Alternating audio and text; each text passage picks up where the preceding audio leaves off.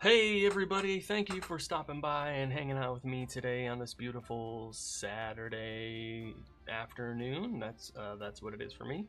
I appreciate you stopping by and hanging out with me and spending time. I am Craig of Inspiration, your friendly neighborhood dungeon master, and we're going to be talking Daggerheart today. But first, I just got a really cool book in the mail that I wanted to show you all really quick. It's just like, it's so beautiful that I am really excited to show it off. It's just that good looking.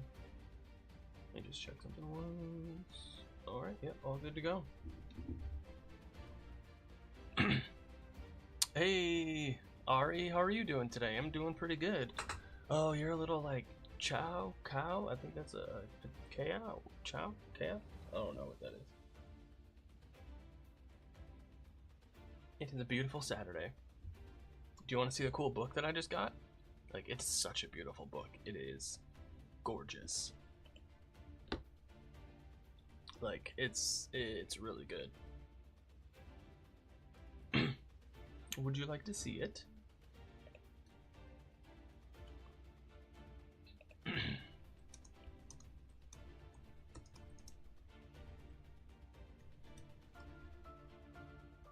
Bum bum bum bum bum. Let me see. Yeah, it looks like everything is going. So cool. Bitrate's good everywhere. Yeah, awesome. Cool. Yeah, so check out this cool book I got. Where are we? No, that's not what I wanted. Hey, Rohit, how are you doing today? Here we go. That's what I wanted. Check this out. Oh my god. There we go. That's better. This is gonna be so cool. Let me know, please let me know if the volume on anything is too loud, too quiet, microphone, the music, what have you. But yeah, totally check this out.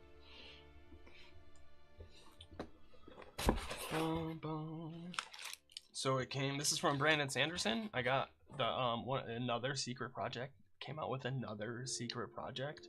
And yeah, I finally got it. It's from last year, but it came with this cool bookmark and pin and sticker and like, yeah, just check this out. Like, check this out. Look how beautiful this is. You can see the scales too. Yeah. Hey, big doggy, how's it going? Like, check how beautiful is that? Like, oh my god. And so this is black leather with the gold trim. Oh yeah. It's a pretty beautiful looking book. And then yeah, check this out. And the art is just gorgeous. Let me see. Like these. Check that out.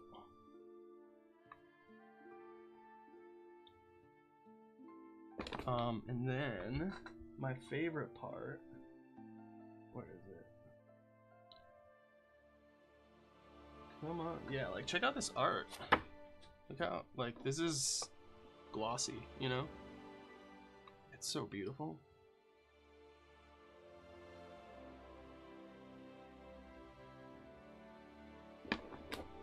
And then my favorite part, you see how it's all, when we get to the end of book 1, we get some more glossy art. Like, how beautiful is this? It's so good looking. Horror storybook. And then we go,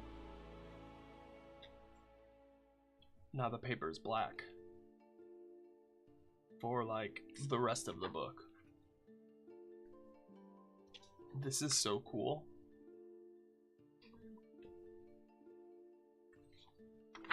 Like, this is one of my favorite things. Like, look, oh my god. Oh, this is like totally spoilers, but I don't care. So, the art is just so good. So good.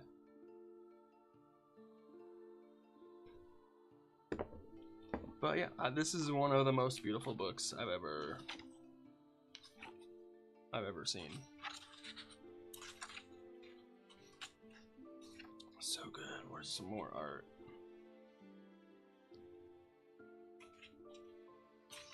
Like, yeah, just check that out. Like, these two birds.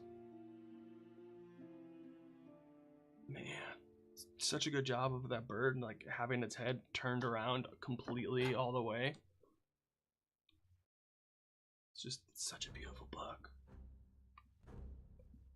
I feel bad handling it this much. It's so good.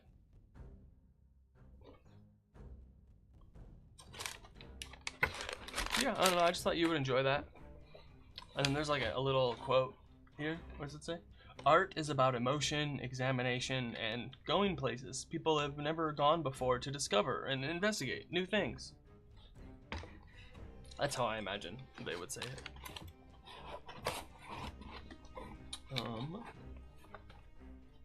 Oh no, and then, like, yeah, the little stuff it came with. Check this out. It's a little bookmark. Yeah. It's pretty cool.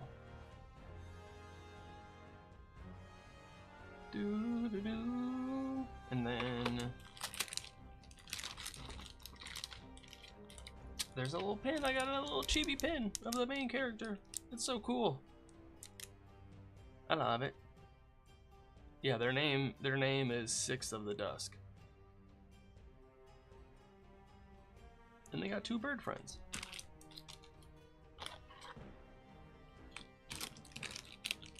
It's good times. It was a good book. I enjoyed it. Pretty quick read. I think it took me like 2 days. But I think that's also all I did for those 2 days. But it was still a pretty quick read.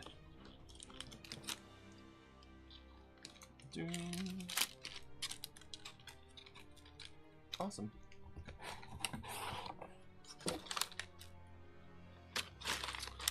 That was a lovely detour. Thank you for indulging me.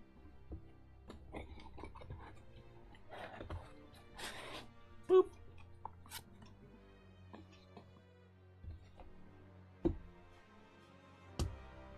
Awesome.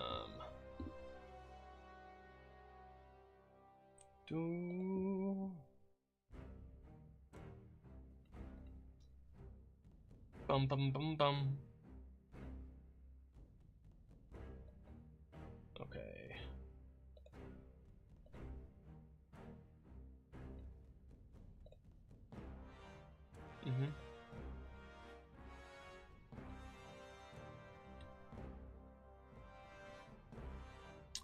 Awesome.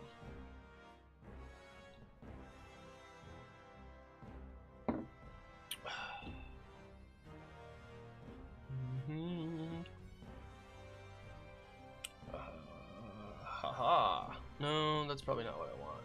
Is it? Aha. Yep. Daggerheart. Here we go. Yeah, check this out. The art's pretty good. I'm really enjoying the art of the book as I scroll through it. I don't know how to describe it, but it's pretty good. Very abstract piece here. Holy cow. Sorry, I'm just like taking in all this art. I haven't really like actually soaked it in before. Pretty good. Right. No, can I like endlessly scroll? How do I do that? 100% magnification, no refresh. View. Read mode, full screen mode. What's read mode? Hey, that's kind of cool. All right. What should we look at first? Probably the classes and stuff, huh?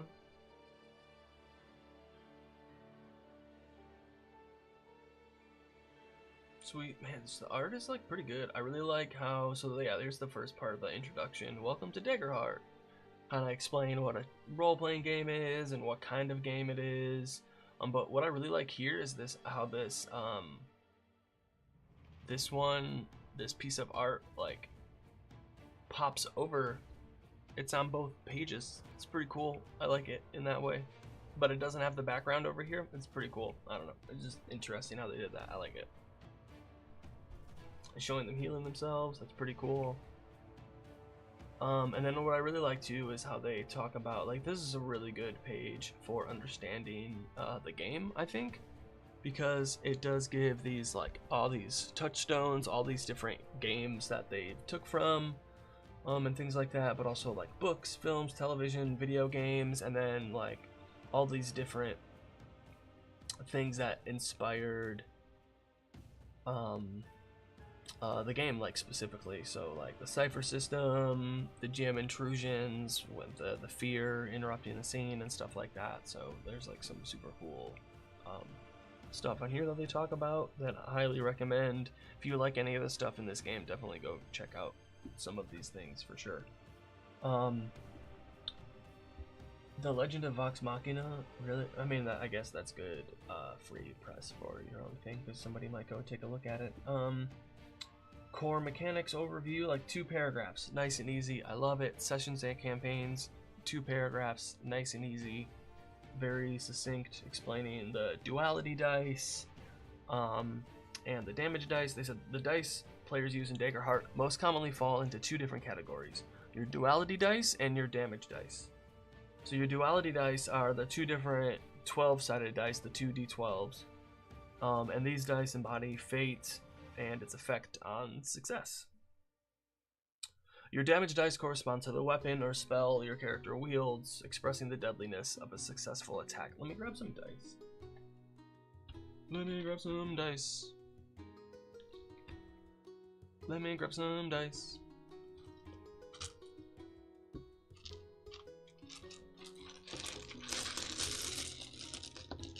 Okay. I specifically have duality dice in here. Yeah, I keep a bag on me, you know, right next to my desk. Where is it? Where's the other one? It's like, here's a D12. Here's a D12. Here's a D12. There's one. Ah, here it is. Found it. There we go. Here's like the hope and, oh, you can't see me.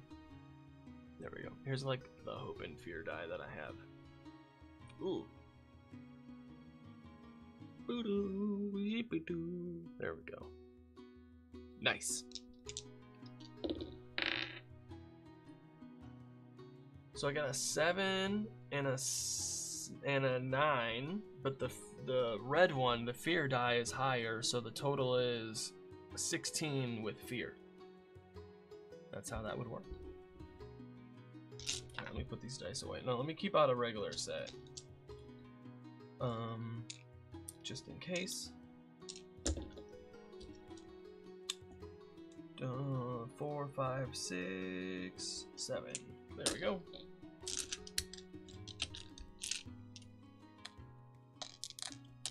Doom, boom, doom.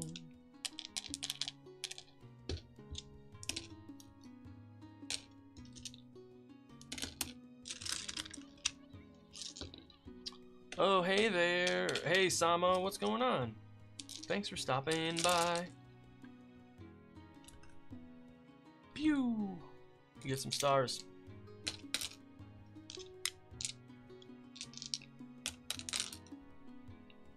What's going on? Getting ready for my game? Nice. Yes.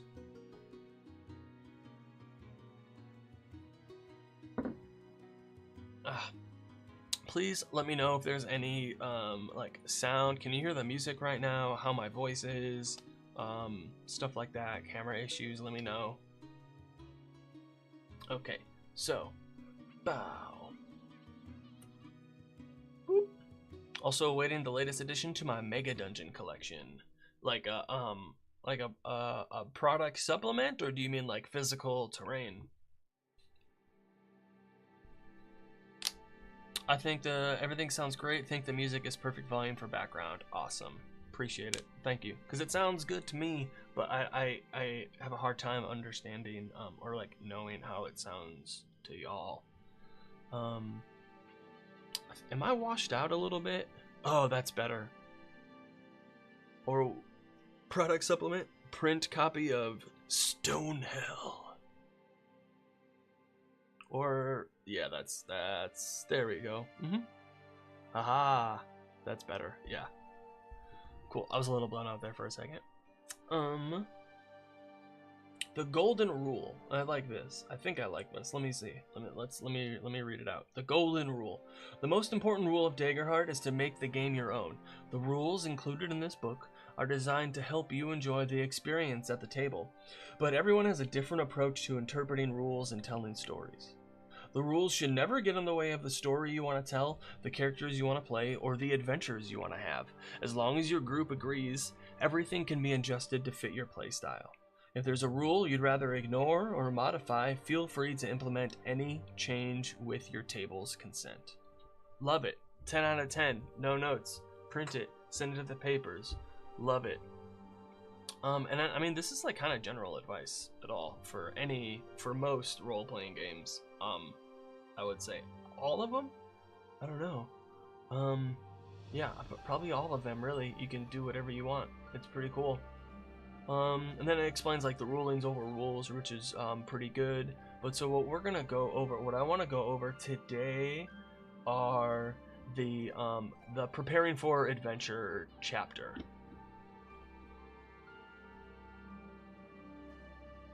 Sounds like the afterword in the first edition AD&D DMG. I need to write that down.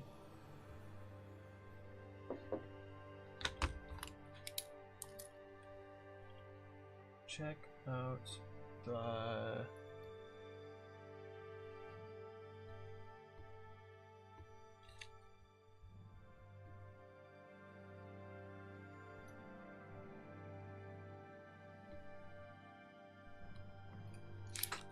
love it. Would love to compare the two.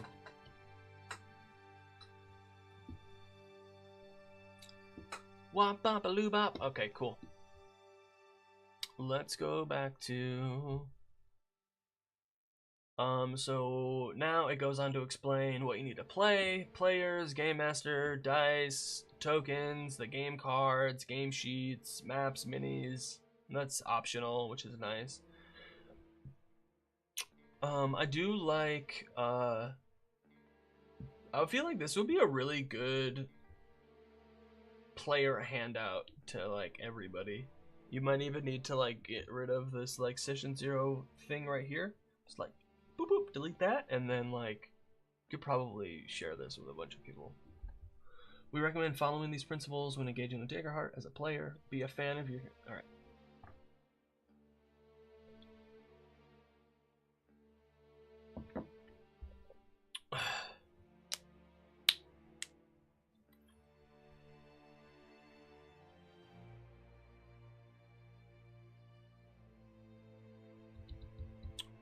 Be a fan of your character and their journey.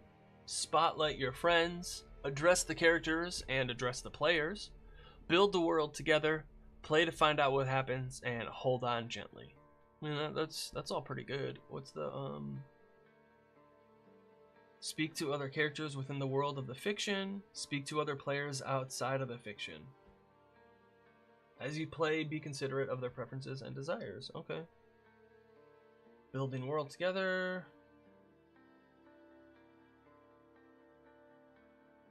Awesome. They talk about session 0 and safety tools, which is really good. Ooh, more art. Ooh, this is cool. An armored Qatari with the features of a white tiger leans against a great tree trunk and polishes their sword in the shade.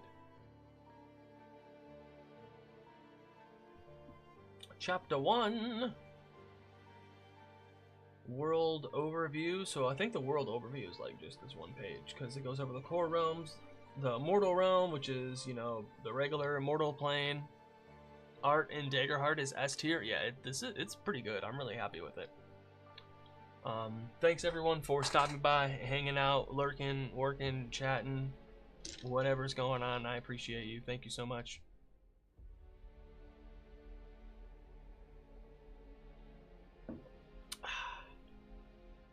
It's okay, little computer. I believe in you, little guy.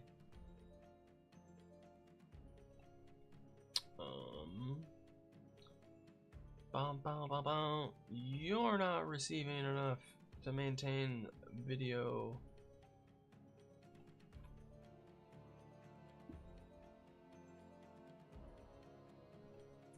I wonder.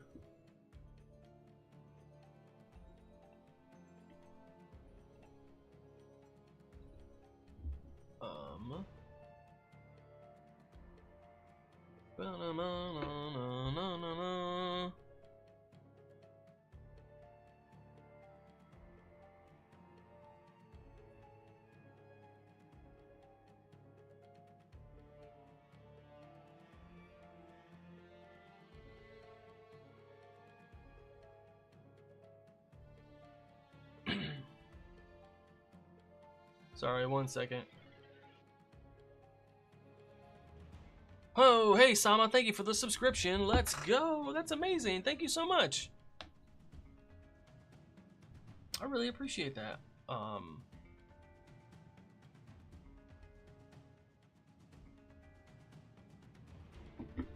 Cool. Okay, back to the action. Here we go. Thank you so much. I really appreciate that, Sama. Okay, cool. So we have the mortal realm, which is, like I said, the mortal plane. There's the hollows above. Maybe help you get a bigger hard drive. No, it's not the stars. I have plenty of space. That's not the problem. But yes, thank you. I really appreciate that. Every little bit helps a lot. It really does. So yeah, there's the mortal realm, the hollows above, which is like, you know, the heavens. Oh, thank you, Alti. Appreciate it. There's the hollows above, there's the circles below, the lower realms, the forgotten gods, the fallen gods, and then the realms beyond, so like the elemental lands, astral realm, valley of death, and countless others. So there's a bunch of other places too, so, but that's just like a little overview. Then we have magic and spells, and they are explained on the cards. And then they also talk about flavoring the game. You can flavor the rogue's magic, you can flavor items, anything pretty much you can flavor differently if you want to. Especially as long as you're keeping the mechanics the same.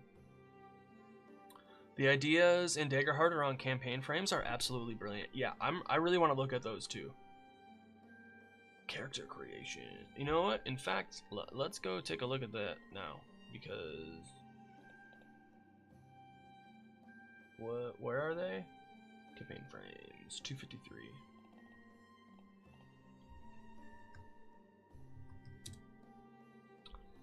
Campaign frames.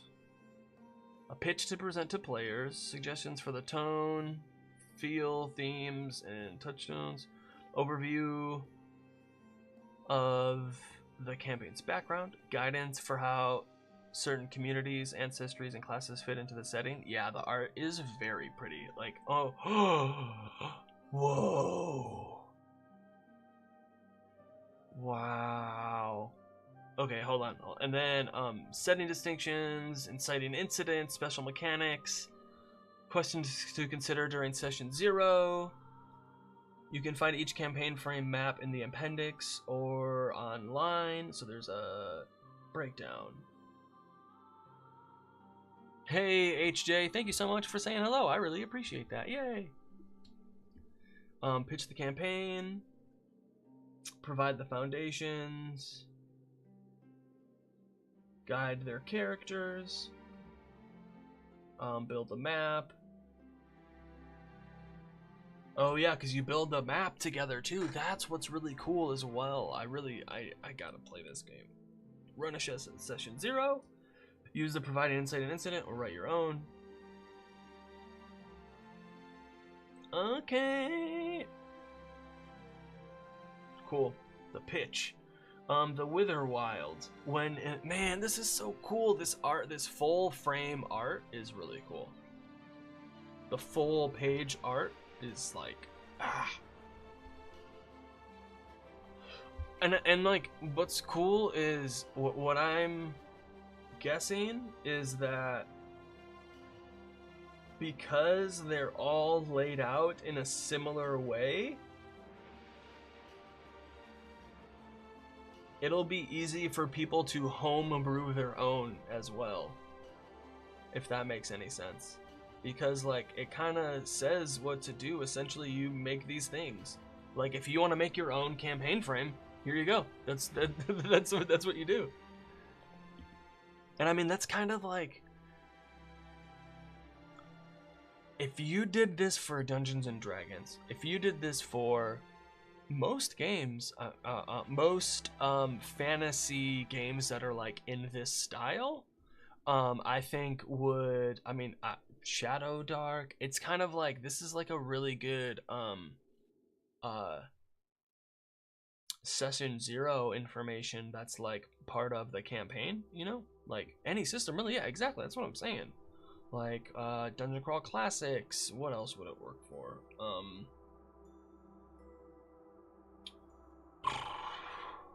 Yeah,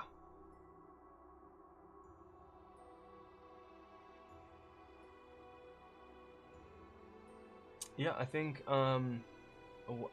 there's so many games out there that this would work for. It's pretty good. Because I did play the Quiet Year for this for a game that we're recording again soon for that. Okay. Let me give me 1 second. I gotta change something.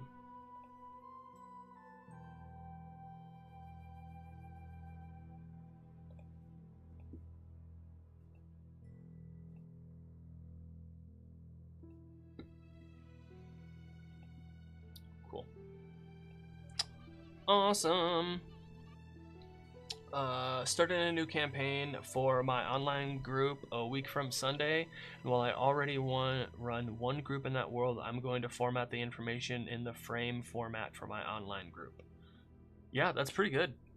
I like that a lot. I think I'm gonna I probably will start doing something similar myself. And like, I wonder. And so there's like different ways I think creators can like start sharing their world. Like, you don't need to make a 64-page setting book or like a huge, you know, like Kickstarter thing. You could make a 4 or 5 page campaign frame that you could give away for free, sell, whatever it is, put it on drive-through. Not DM's Guild, put it on drive-through,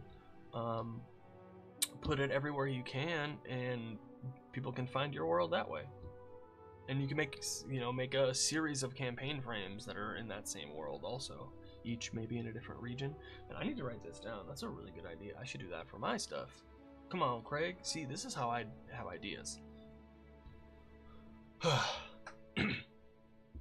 But you never know.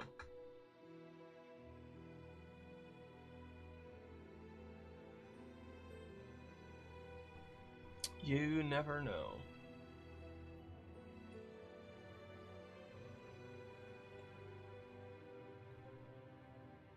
Yada yada yada. Okay, cool. That's better.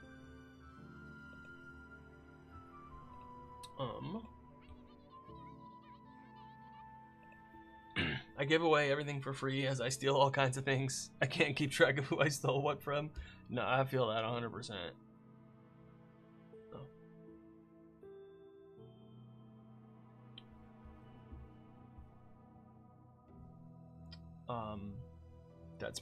Yeah, I feel that 100%. I steal from lots of things. It helps to like, I think it helps like replenishing your like well of creativity in between sessions is very important to be able to like, I think, improvise things on the fly.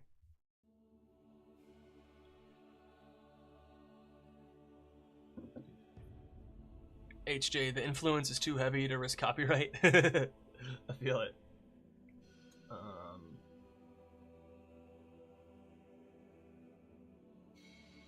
Dope. Okay, so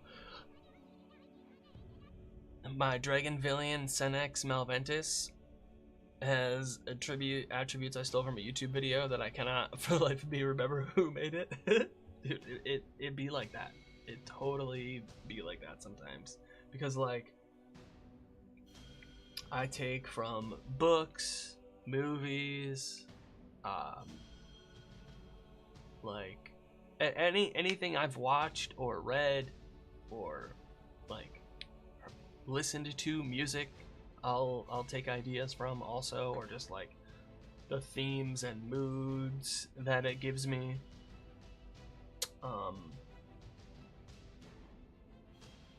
Like I think some adventures or like a short campaign based on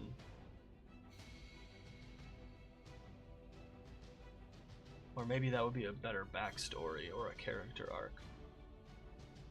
There's some good Mars Volta stuff out there. I don't know. Let's go back. The Witherwild. When an invading nation attacks an ancient forest deity, a virulent overgrowth spreads throughout the land. Virulent? Read this section to your players to introduce them to the campaign. Even cliches have an origin. Originality is smashing too many things together to recognize each individual influence. Yeah, you can. There's like, I think. Yeah, Bad Vent. Oh my god. That's pretty good. Hey Johnny. It's like for me, originality is coming from the heart. Like I don't think like this is what I think the originality is coming from the origin, right? To be original means to come from the origin. So I would say coming from the heart. Even if you're borrowing and stealing, but you make it your own thing with your own twist and new ideas to it, I think is coming from the origin, as long as you're doing it, like I said, not copying, but like more so using as influence, more so using as frames, more so using as examples. I think is definitely very original. And that's, like you said, and that's essentially what's happening, and what I'm talking about is smashing together too many things until no one recognizes them.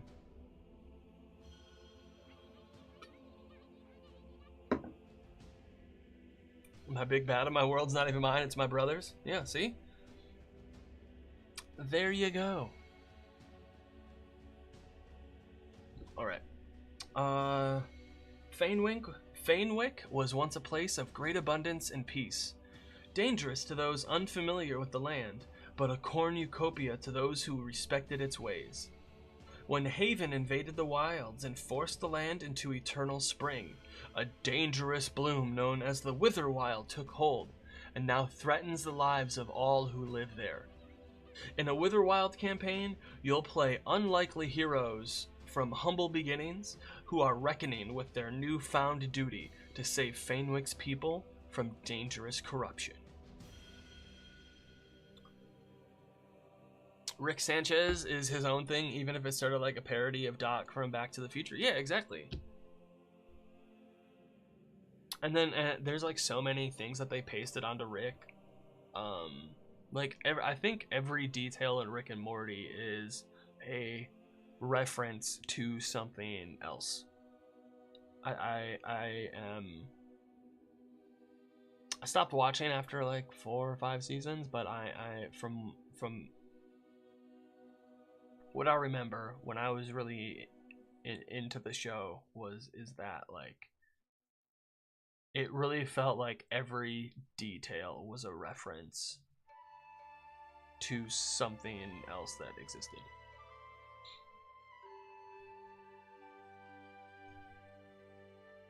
Okay. Tone and feel: adventurous, dynamic, epic, heroic, uncanny, whimsical. Culture clash: ends justify means. Princess Mononoke, Legend of Zelda, Dark Crystal. Yeah, I'm just trying to streamline everything and give everyone their credit as well. Yeah, totally. So yeah.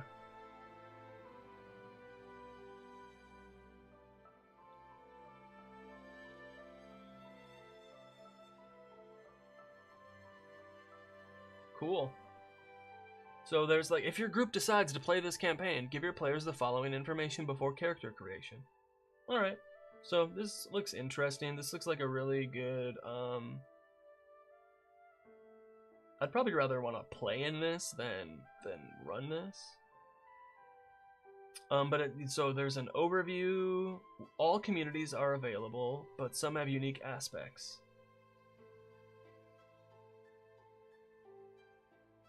So they give you information based on the communities that you can choose, essentially parts of your background. Only 66? I mean, since I started the counter. Which is cool. And then ancestries. Provide the file. Oh, that's cool. Clanks from Haven are commonly made from iron and steel, while clanks from Fainwick are typically constructed from wood and stone. All classes are available, but some have unique aspects. Okay. That's cool. Druids, rangers, sorcerers are commonly found throughout Fainwick, whereas warriors and wizards are more prevalent in Haven. The Haven army sends spies into Fainwick communities? Whoa! Dadbot gets me all the time. Yo, the Dadbot's, I think, one of the best things I made. There's another one in here, too. There's another bot that doesn't get fired often. I won't say what it is. It'll just happen one day.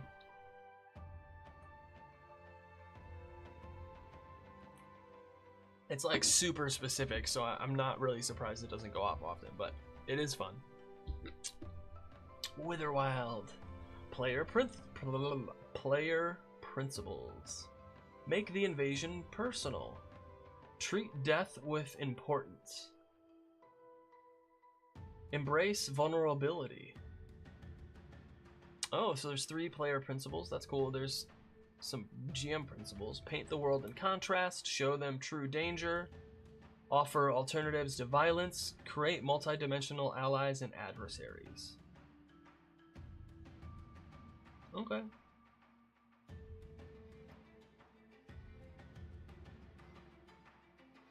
Alright, okay. Distinctions. The weeks of day and night. The day and night cycle occurs weekly. Whoa.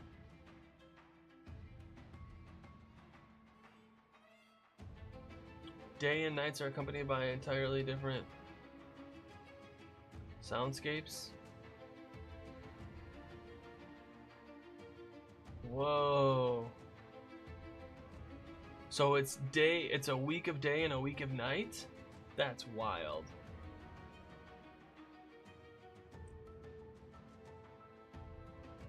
So a bunch of people are getting sick. The Lady's Veil.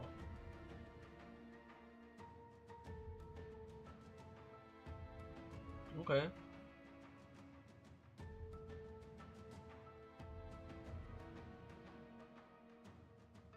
They're just trying to make a cure for their sickness. So the Witherwild, yada yada yada.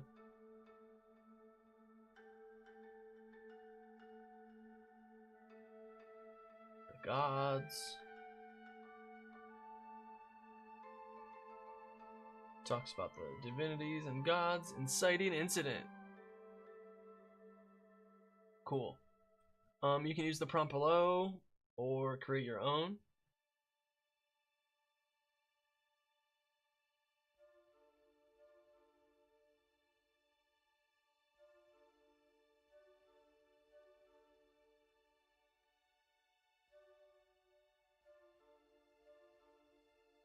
Okay.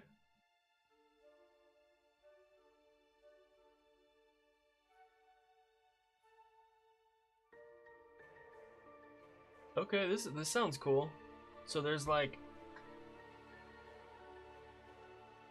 the party is sent to go stop some people that they like. I like these questions. So the party the party is sent an invitation from Haven to meet with Creel, a spy master. Is his information correct? Does he have his own motivation? What will they do when they find what will they do when they find the person they're looking for? Bring her to justice, side with her, attempt to like do the task for them. So that's pretty cool.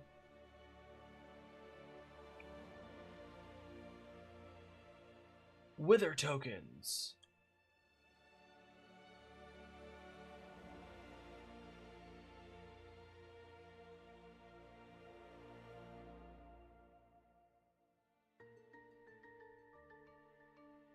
Witherwild. What dangerous animal comes out during the week of night that isn't out during the week of day? Oh my god. If your character is from Fainwick, what commodity do they secretly enjoy that comes from Haven? If they're from Haven, what delicacy from Fainwick can they not get enough of? Yo, these are some good questions. What superstitions does your character or community have about traversing Fainwick during the long nights? Man, this is really good. Holy cow. I like that a lot.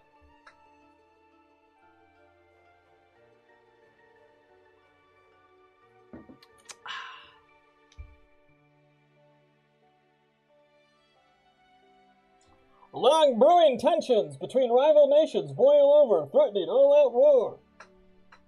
Sorry, it just sounded like an old news story. 5 banners burning. Complexity rating 2. A Song of Ice and Fire, Avatar, Babylon 5, Born to the Blade, Dragon Age Inquisition. 5 years into an armistice that ended a decade of warfare, the threat of renewed conflict looms over the continent of Alphys. 5 nations in a delicate web of alliances and rivalries seek to exploit the opportunities granted by this period of rapid magical, political, and social change. All 5 nations deploy agents to strengthen alliances, sabotage foes, and tip the balance of power in their favor. In a 5 banners burning campaign, you'll play heroes caught up in the twisting and ever-escalating conflict between nations, contending with competing loyalties, generational grudges, and opportunistic villains.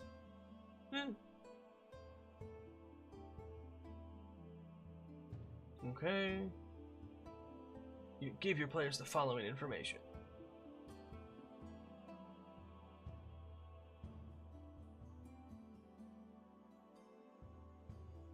Okay.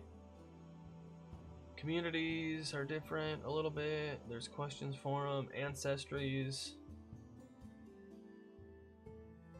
Player principles, GM principles. Stick to your principles or break them for good reason.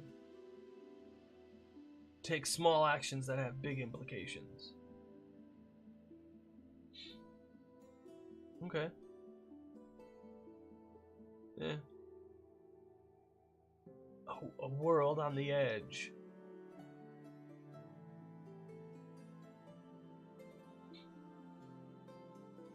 The inciting incident.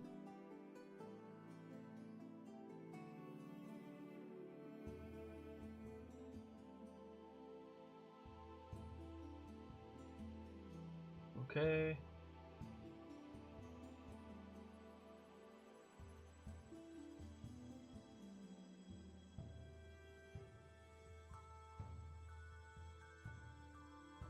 right. That sounds meh. Campaign mechanics, a bunch of faction relationships, awesome. That looks like too much. Objective countdowns.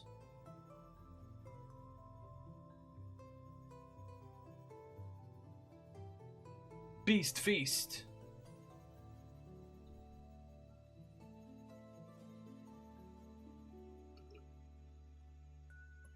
This art is just so good.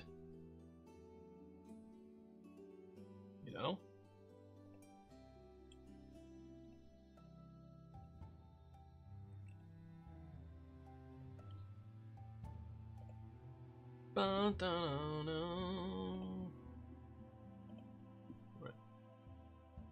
No. When a small village's monster defense system fails, the local heroes must venture into the endless caverns below to fix it, and cook up trouble for the creatures that stand in their way. The rustic, peaceful village of Elmore sits atop the Plover Caves, a labyrinthian system of caverns full of dangerous and delectable creatures. When the powerful magic keeping the villagers safe begins to fail, the bravest among them must descend into the caves to save the day.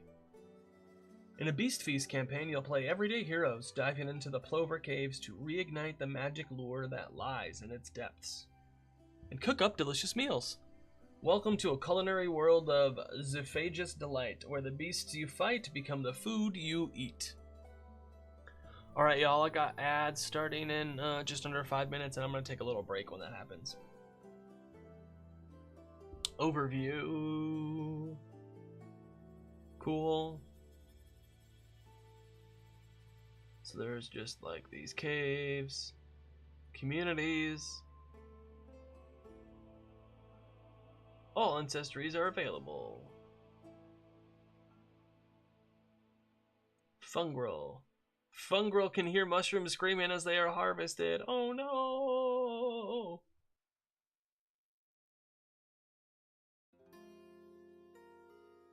Dope. Built on humble origins.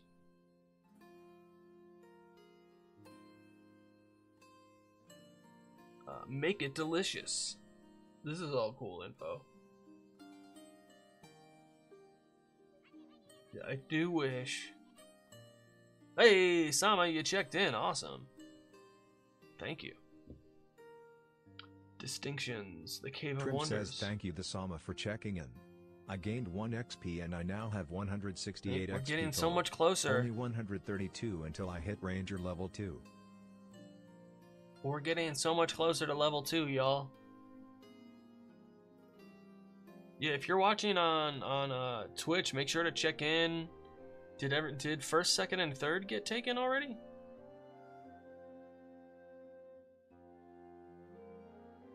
Oh, third hasn't been taken yet. That also gives XP.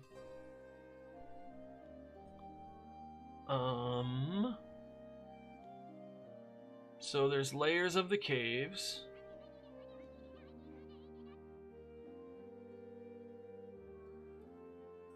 Four distinct layers, but there are many. Hey, the Sama was third, let's go. Reflection of the stars. There's a lake, that's cool. Catacombs. Beasts and blooms for the animals and plants and fungi that are edible. Trim says let's go. The Sama was third. I gained 1 XP and I now have 169 XP total. Only 131 until I hit Ranger level 2. Thank you.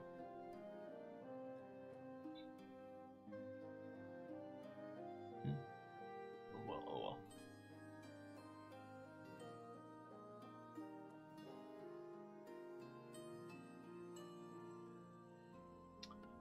Anything with a distinct personhood isn't considered a beast or a bloom.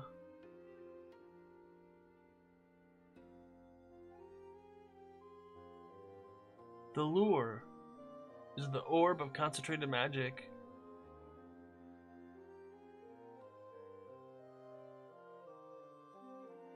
Okay. So that's what they gotta do?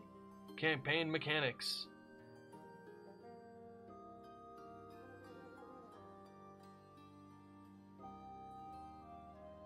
Uh-oh. Primary magic weapons.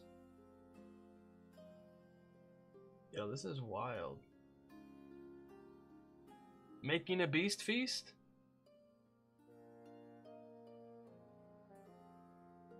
Oh, this is awesome.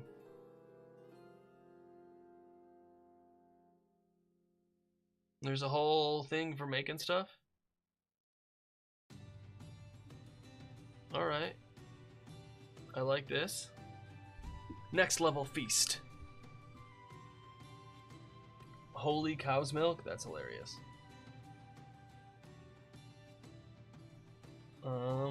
This is super cool. The Age of Umbra.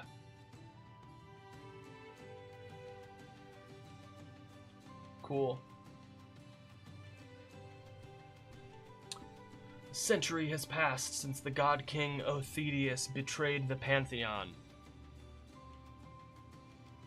provoking divine punishment and abandonment by the gods that left the realm of the Halcyon domain shattered, desolate, and eternally cursed. Alright, cool. Mayor Dougie. Alright, cool. I'm going to take a break right now, and I'll be back in a few minutes. Thank you, everybody, for stopping by and hanging out. I really appreciate you. Oh, boy. Where is it? BRB.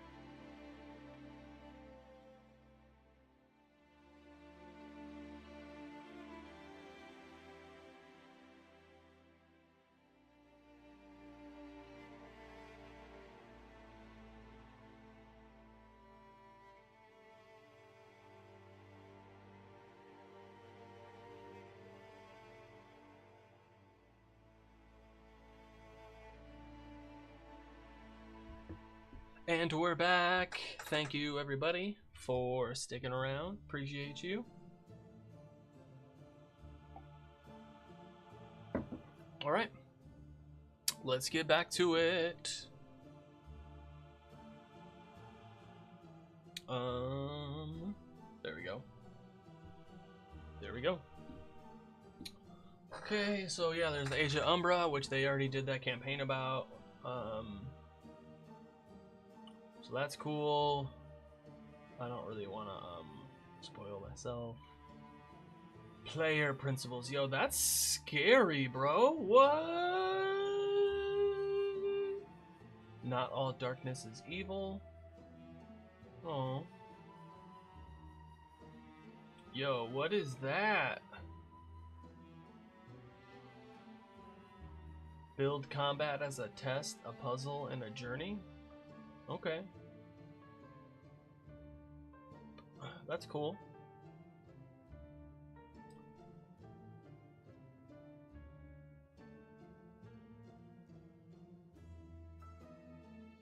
Bringing a bit of pathos and humanity to some threats can lead to a deliciously conflicted showdown, and might guide the players to consider other means to victory than just slaughter. Pay some mind to alternative victory conditions that you can tease out through adversary behavior, environmental descriptions, historical recollection, or dialogue. If the players start to develop a unique theory on how to cleanse, befriend, or absolve their foe of their violent views in ways you hadn't accounted for, be open to following the logic and excitement of that narrative thread and ask the players questions that can help you explore that avenue together. Alright. Distinctions, Eternal Gloom, you have all this stuff.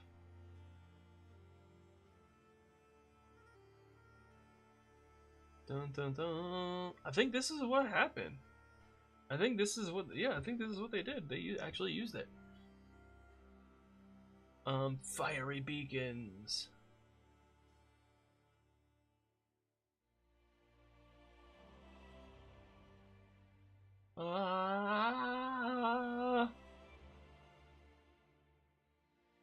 Okay, luring darkness.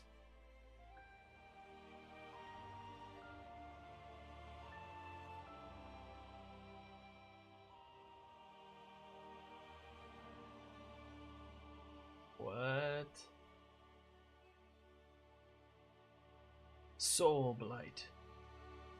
What? Whoa, okay. Motherboard? In a world, man, just check this out. We're in a world where magic takes the form of the technology left behind by a long-fallen civilization. A new threat rises as malicious virus spreads through the machines that wander the wastes. Look, this is great. This is great. Post-apocalyptic. The what? No?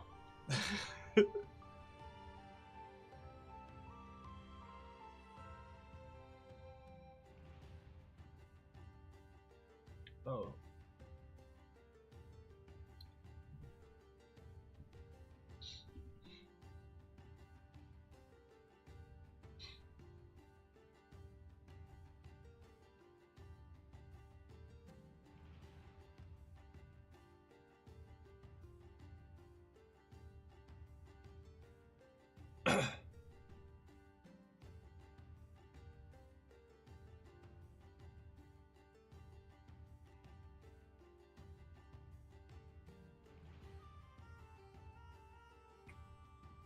Sorry about that.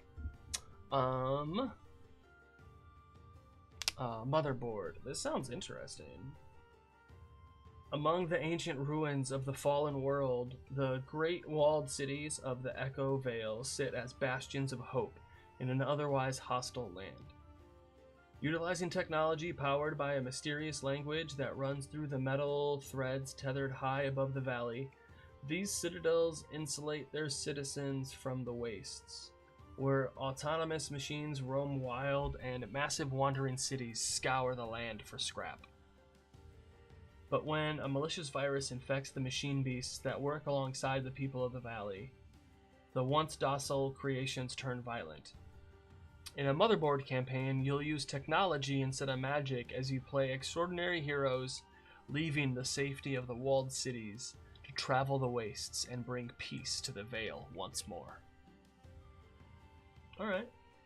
Horizon Zero Dawn, Mortal Engines, Slug Blaster, Mad Max, Final Fantasy. That's cool. Okay. It's called the Echo Vale because people live among the echoes of a fallen civilization. Feel that.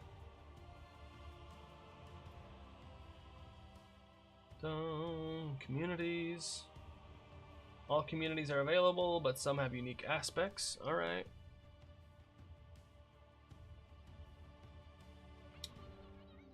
All the classes are available. Howdy, hey Saharan, what's going on? Some ancestries are not available.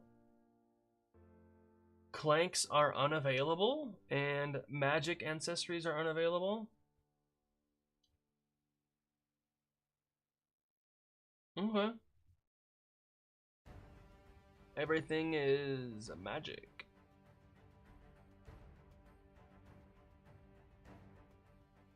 Okay. Beastbound Rangers.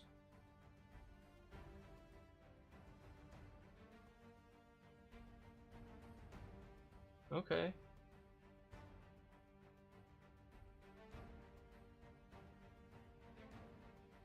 Oh. Companion Seraphs. Worship the motherboard. Okay.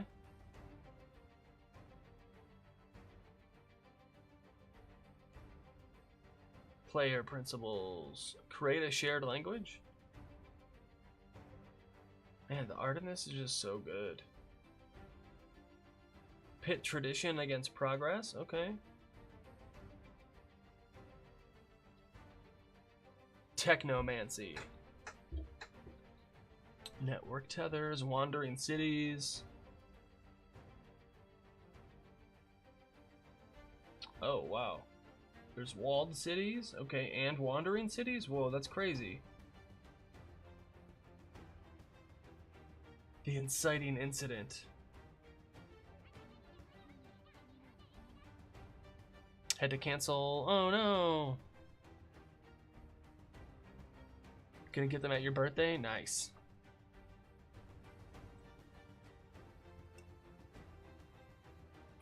Yeah, scheduling issues be like that. Sorry to hear that.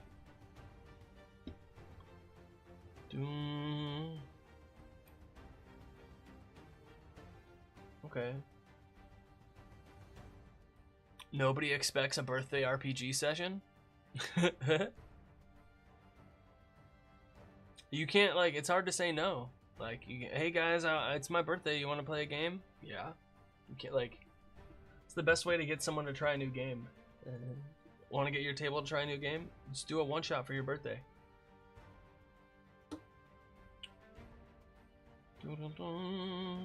Campaign tech damage.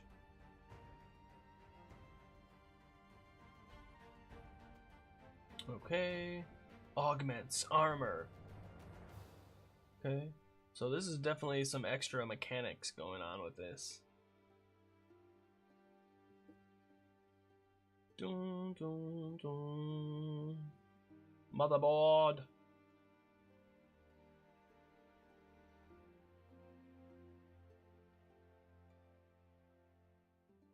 Code.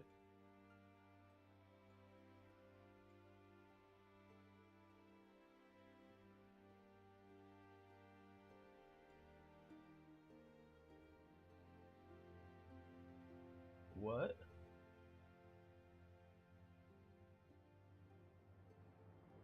Oh my god.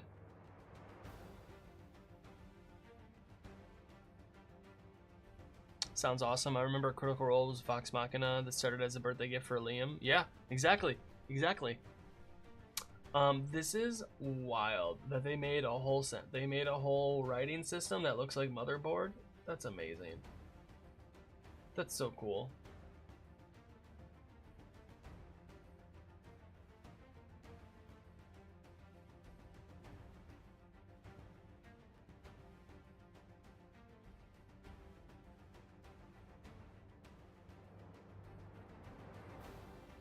Okay.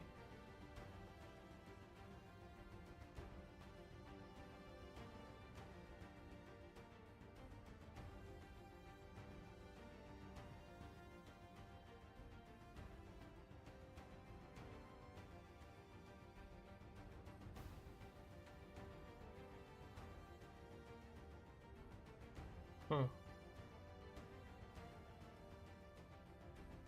Yo, I can't even, that's wild. There's a whole, whew, oh boy, that's too much, way too much. Colossus of the Drylands? Ooh. A prosperous region of gunslingers and outlaws has fallen into terror as colossal creatures awaken from beneath the earth. And they're doing a series of one-shots with a bunch of these campaign frames also. I think they just released the first one. So, like, that's pretty cool.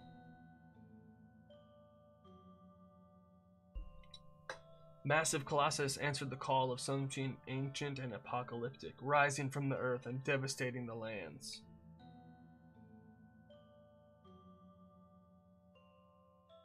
You'll play a heroic posse of mavericks who must save their home from a legion of colossi and a primordial god seeking vengeance. So this is Shadow of the Colossus meets Red Dead Redemption. Okay. That sounds kind of cool.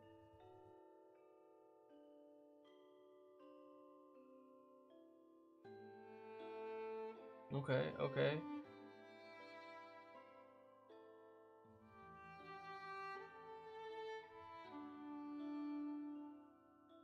Mm-hmm.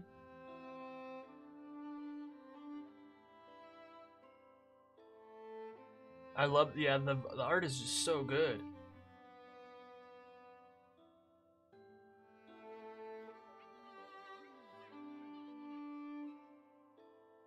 Looks like Daggerheart aims at a very broad player base. Yeah. That's the... They want it to be a big game.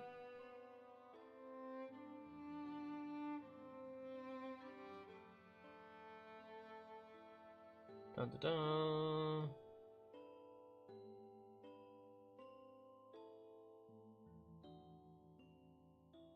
So there's a bunch of there's a bunch of gods that were...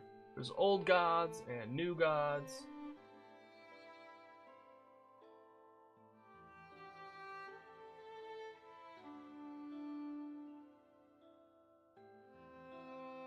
Okay.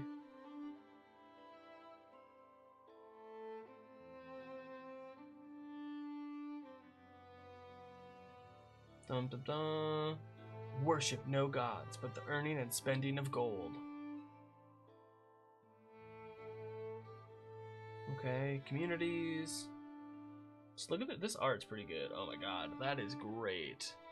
I love that. Come on, there we go. That is, I like that a lot. That's good. Ancestries, classes. Okay. Yeah, I think it will. I think it's like it'll be good, like, cause we got you know D&D, we got Daggerheart, we got Draw Steel, we got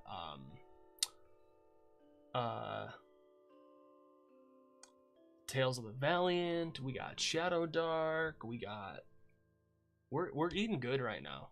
Like the Cosmere RPG that just came out, like we're eating good right now. I think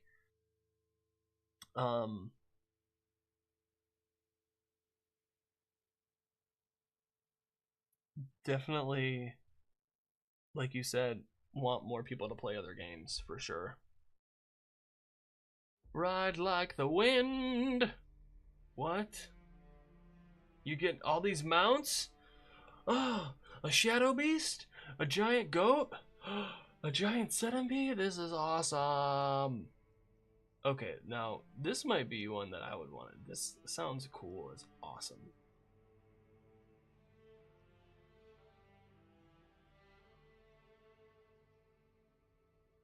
So cool. Designing your own Colossus.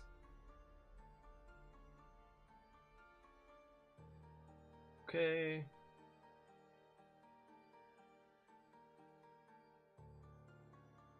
Outposts.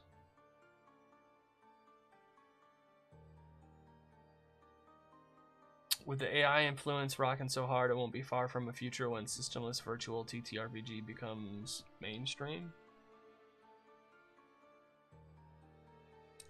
That isn't that a video game? Didn't you just describe video games?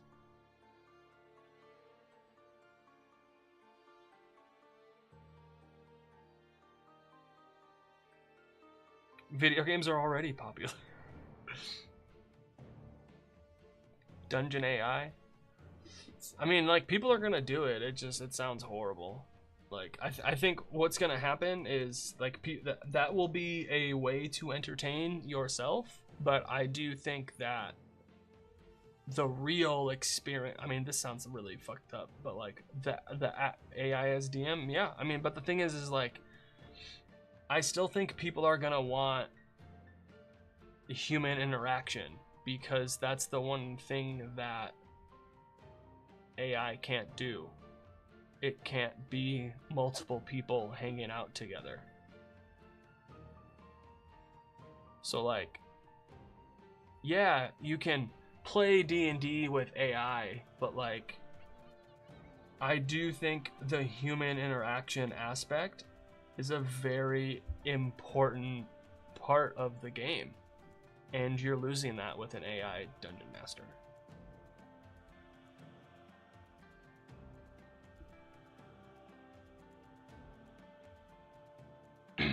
People would have to pay premium for a real human DM. People are doing it for free though. Like, that's the thing. Like, why would you're gonna have to pay for the AI? Because that's the thing. Like, if AI could do all of these things, like, they're just trying to pass the buck off to some people. Like, I think there's a big AI bubble for like, yeah, it can do all these things. Should it? Like, is it worth all the waste of energy and water to do all of that stuff? It just doesn't make sense. Like, I understand AI for medicine, for research. I get that. I don't get replacing humans. That makes absolutely no sense. But that's the thing, the video games already exist. So like, if you're saying a humanless TTRPG, like literally Baldur's Gate 3, like literal, like there are so many that's what, and like, and that's been around for 50 years. Video games have been around for 51 years. That's barely older than D&D. Like, so I really think that what people are gonna realize when they're playing AI Dungeons and Dragons, that they'd rather have a real person, or they'd rather play a video game, like a full video game. because it's just regressing. Everything in the AI LLM is just regressing towards the middle. It's not like kicking out new stuff.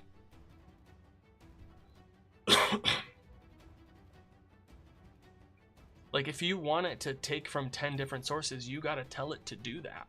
Like, if you want it to like be a human brain, you have to like do the thinking first and then come up with a prompt. But like, or you could just do that yourself.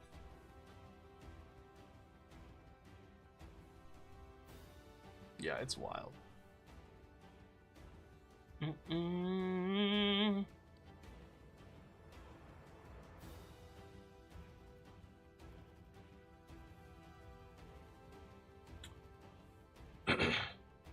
Cool. This looks. I would play or run this campaign, like, absolutely.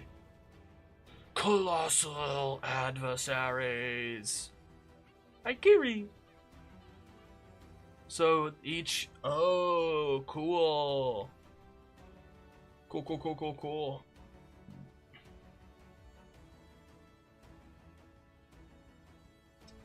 That's what I'm saying. The human interaction is irreplaceable. I don't think, no matter how good the AI gets, and like that's part of the point. I think part of the point of Westworld is like, it can look human. If we know it's a robot, we're gonna treat it like shit. We're gonna treat it poorly. I love the fact they went a little crazy with the monsters. Yeah, this is so cool. I'm really and what they do is with the Colossus stat blocks is you segment their form up to like 6 or maybe more stat blocks. That is so cool. That's super cool. I like that a lot. That's super smart. I got into D&D exactly looking for human connection. That's what I'm saying, man. And like for a lot of people, even if they're playing online, not that like the scheduled D&D game in person or online is also a way to hang out with people, with friends. So I think that's a very important thing.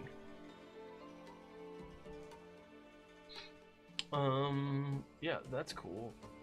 So all these different ways to make colossal stat blocks, that's pretty sweet. Building colossi as a puzzle. Okay.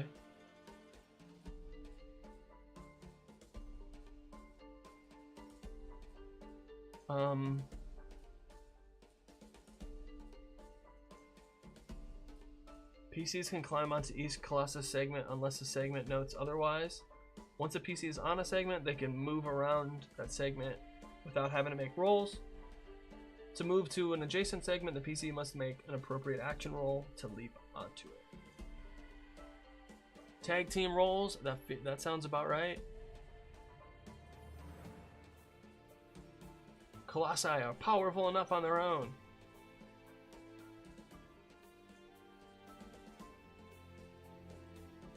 Okay. Man, that's so cool. Colossus maps. Smart.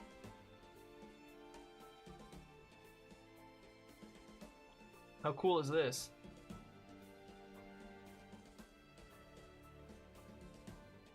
Super smart. Whoa. What?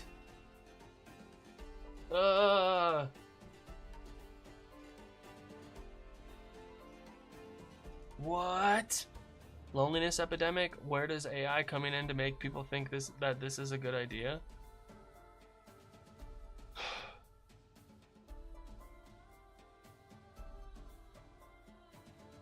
Well, and that's part of it is like the enemy is the map. Yes, exactly. I like that too. It's like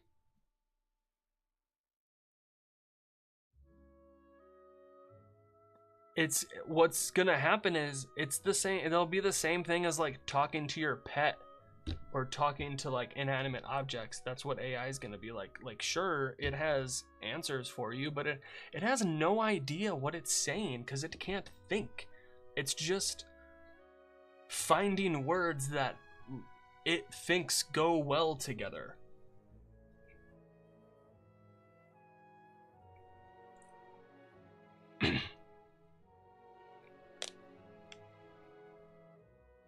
And like, I see some use for it, but I don't see it being creative. Like, that doesn't make sense to me.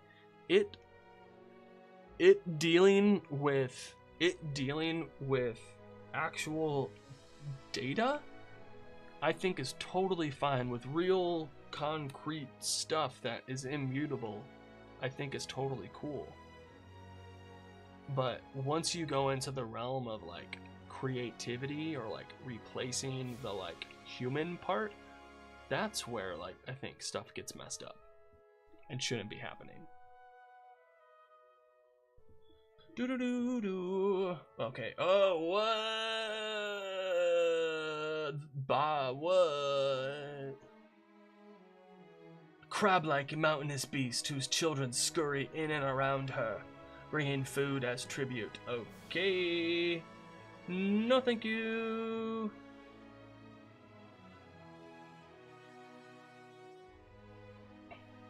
Also, creativity is limited to just regular, even mediocre stuff. That's what I'm saying. Like, that's exactly it. I'd rather have some perceived lower quality human-made some stuff like that. Like,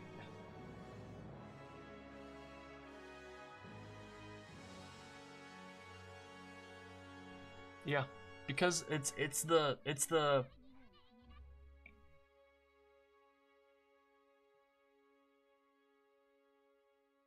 I simply find the act of sharing my creative input too important. Yeah, exactly. With AI, there would be nothing to remember and nothing to laugh about. Yeah, totally. You have no connection to the material. Like,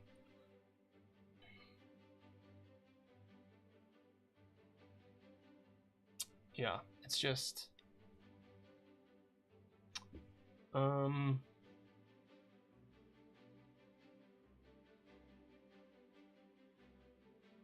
dun dun dun dun dun dun dun dun dun dun dun.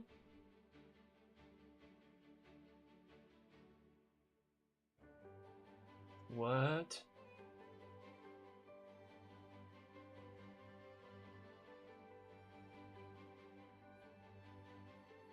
Yo, emergence of Kudamat. And then now it goes to the cards. Cool. We gotta go back to making a character.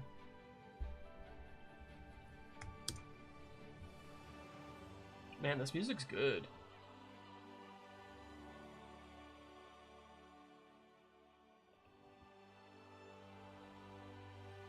Bro, like everything, man. They're trying to jam it into everything.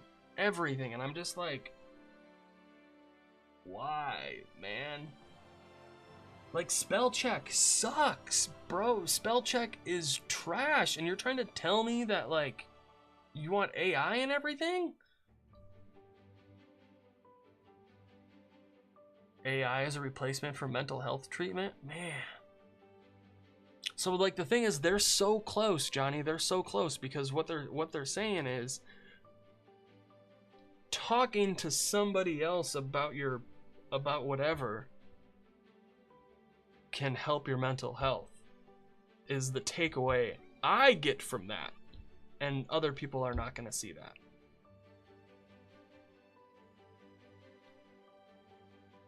Lower the entry to ttrpgs by not needing other people and charge for the privilege. That's the thing, is it's already, you can play Dungeons and Dragons for free for your whole life without spending any money for your whole entire life. It's already free.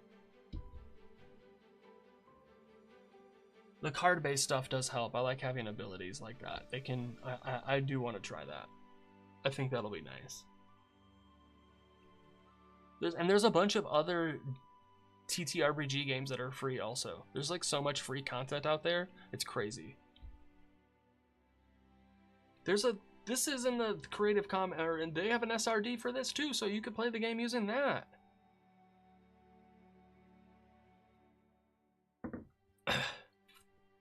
No, but see, that's why Hasbro wants to turn D&D into a lifestyle brand, because they recognize that you can only sell people so many books so many times. But if you can also sell them a t-shirt and a backpack and movies and toys and books and stuff like that, and Mad Libs and all these different branded things, then you can build a connection to the community, especially when it's done with love, but also like keep the game going without as much like has to be the #1 selling amazing thing all going up all the time. Seems like we got two things going on. Yeah, it'd be like that. I contain multitudes.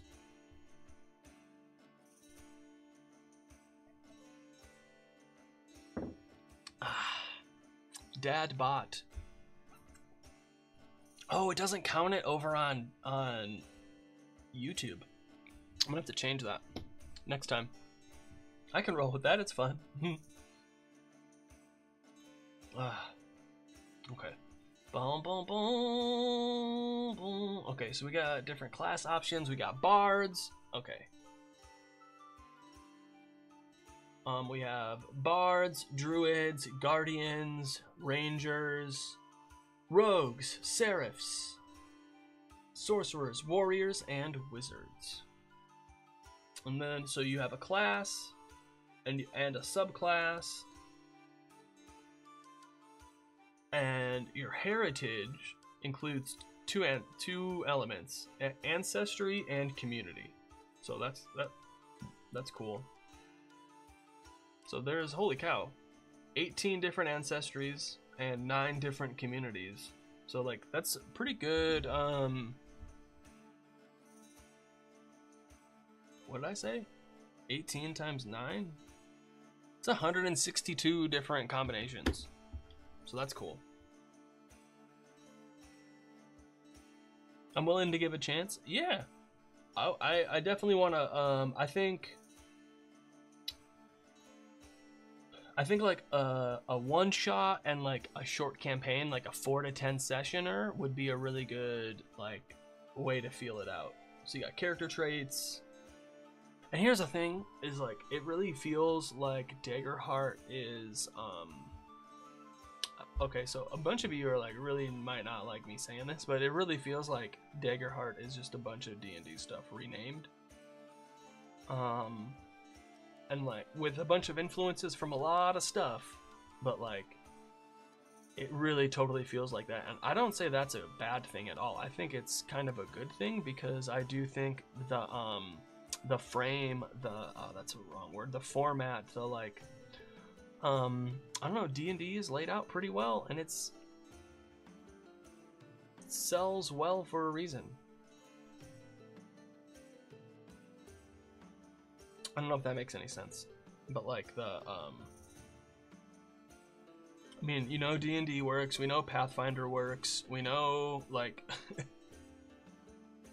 humanizing everything, let monstrous humanoids be monsters. Well, I think there's the thing is I think what I like about having them as an option is that you can exclude them if you want to, but if they never exist as an option, then somebody has to, like a third party has to make it or something like that. So I think it would be totally okay if you were like, hey guys, we're going to do this but not include these species, these ancestries. I think that's totally okay. And I think you'll find players that are totally okay with that. More like Mathfinder, am I right?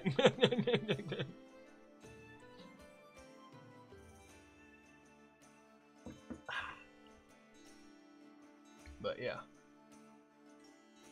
Does that make sense? I think it's like having them as an option, but making everything an offshoot of human. I mean, it's just, I don't know if everything is, what else do you call it? I mean, that's just the word that we have for it.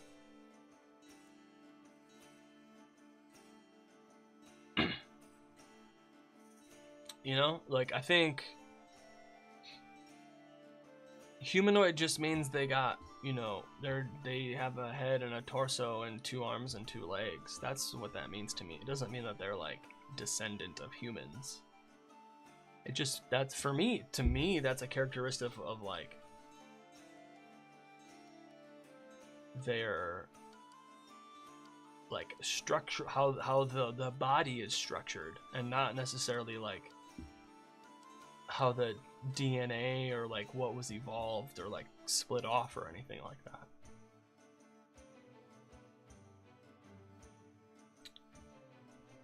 Like, I don't think we have, where are we? No, I want to go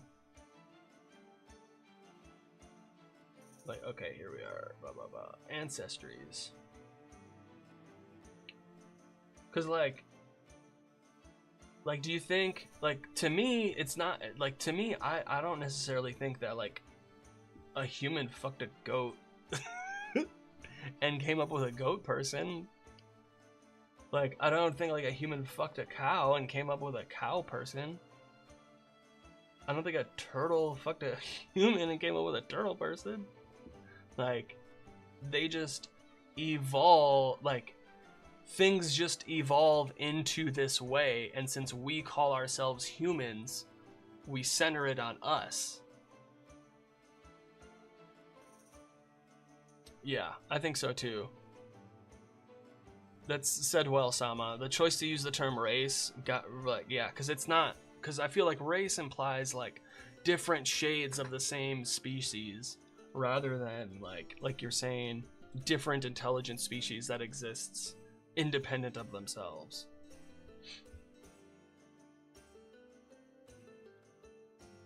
Today's mechanics are coming off as everything is human. I don't really get that, but that's me. I'm not really picking that up. I could see like the art in the book may show that type of Earth culture to that fantasy race, but I don't necessarily think that they are saying elves are American, orcs are German, bugbears are French. I think they are just being diverse in the art.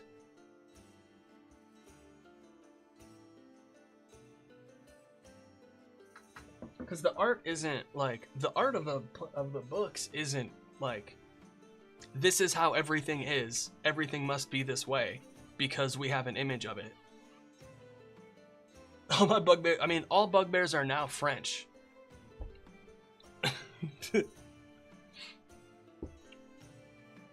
Like this, the art is a suggestion. The art is an example. The art is. Ooh, someone gave a follow. Yay, thank you, Echo the Mythical. Thank you so much. Let's go. And you know what? You get hearts, you also get some stars. Oh, I will sneak into your boudoir and beat you with a baguette. Why not? So I think that it's a suggestion. It's a good way to, because that's the thing is like we can only use our point of view. We can only use a human point of view. We can only use we can only use like Earth and humans as an example because that's all we know. We don't have any other intelligent species out there that have civilizations. Like everything is either like Earth and human or fantasy imagination created by humans living on Earth.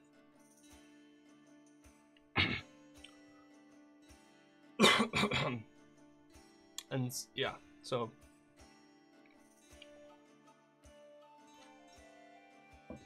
and like it can be helpful, especially as a dungeon master, to use metaphor and simile to describe things to help. It can be easier to say an old French architecture and use that as a description than to spend a paragraph trying to describe that. I also blame Warmcraft for humanizing orcs. Yeah, I could see that. I also think a big thing too is like people like to try experiencing different things, and so just by having more options they get to be like, I don't know, did Warcraft humanize orcs, or like do you think maybe somebody's kid was like, I want to be an orc, like, and was playing cops and robbers but they were orcs and elves, you know? And like, I don't know, it's like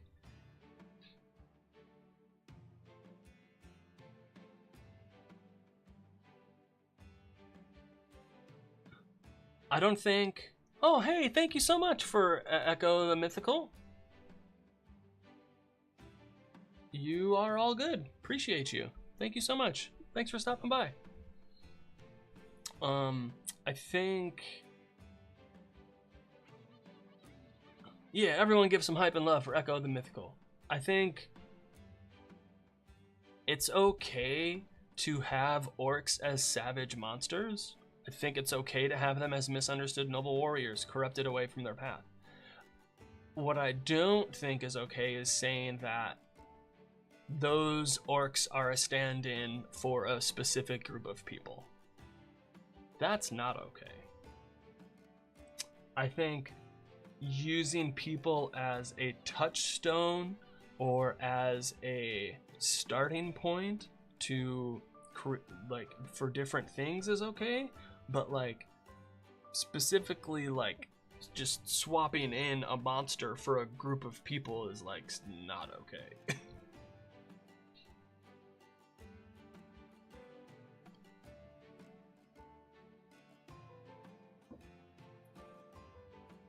And so like that's what I think has changed, not necessarily that like we humanized orcs, it's that we moved it from orcs being a stand-in for a specific group of people to anyone can be an orc. I'm one for monstrous humanoids being playable. I have a whole empire that is just the non-standard monstrous humanoids. I just like the idea of keeping them being alien to human. Yeah, that's cool. I think, like, that's a good... I think... especially, you know, like, if we're talking about that, yeah, they do have different, like, ancestors and different beginnings. They are different species and not just a different color of the same species. Like, things would be weird and different between, you know, like... fawns and humans might have like culture clashes that they just don't understand. A human is not going to understand what it means to keep horns and furry ears and hooves clean, and they're going to have different cultural touchstones because of that.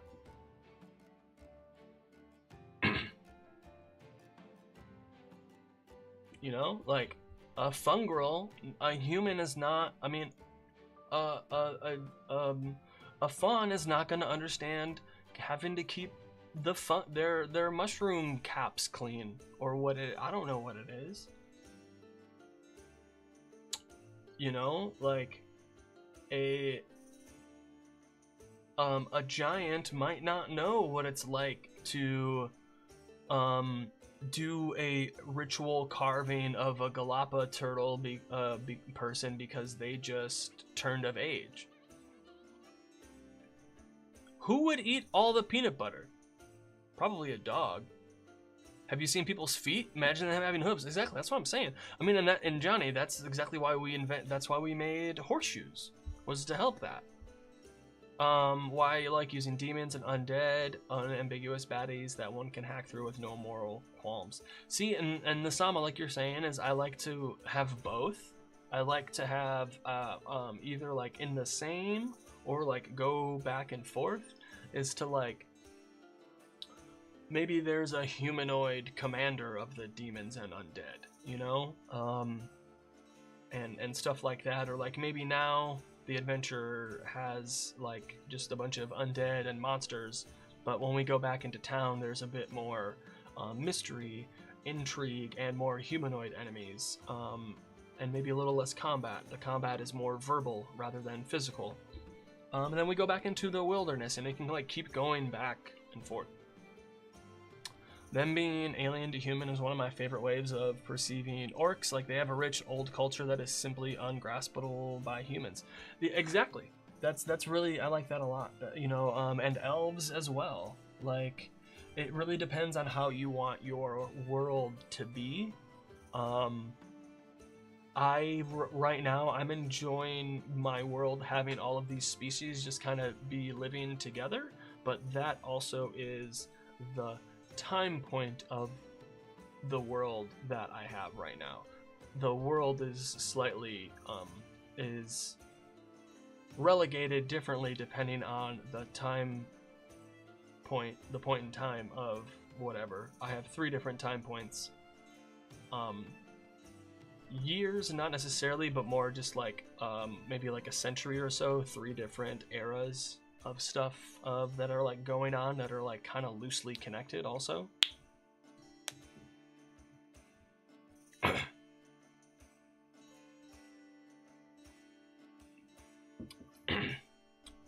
Yeah, no, I usually use a lot of humanoids, but I don't play the good evil game, just motivations. Yeah, me too. I don't really use the alignment much anymore. Why treat monstrous humanoids as NPCs? Yeah, exactly. The orc is a barbarian, not just an orc. Yeah, totally. Giving them goals and desires and, you know, like quirks is a really good way to like make stuff like that stand out for sure.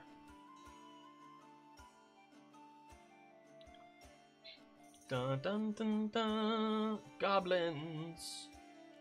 Goblins can have a variety of skin tones. Alright, alright. Halfling. Doo doo. Some halfling ears reach upward. Some are more rounded.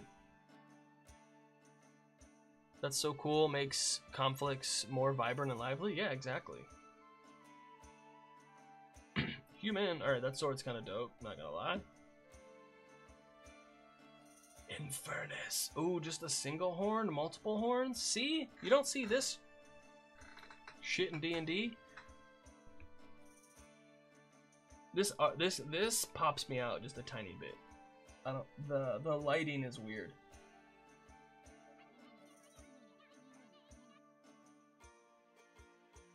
Goblins only care about one thing. Minotaurs. Looking at you, not. I use alignment only to challenge myself to play a random generally generated character. No use when you create a character yourself. Yeah, I can see that. I can see that to help, especially for like a one-shot or like a specific character. I can see that being helpful.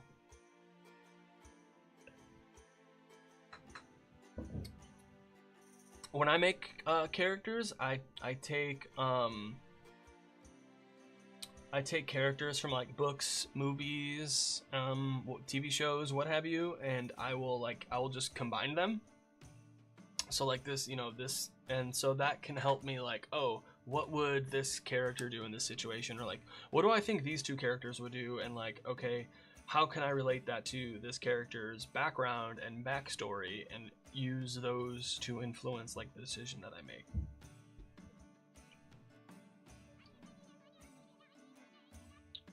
I see alignment as being more for the party, not the individual characters. Oh, that's fair. That sounds kind of cool. Why are these hobgoblins in the dungeon?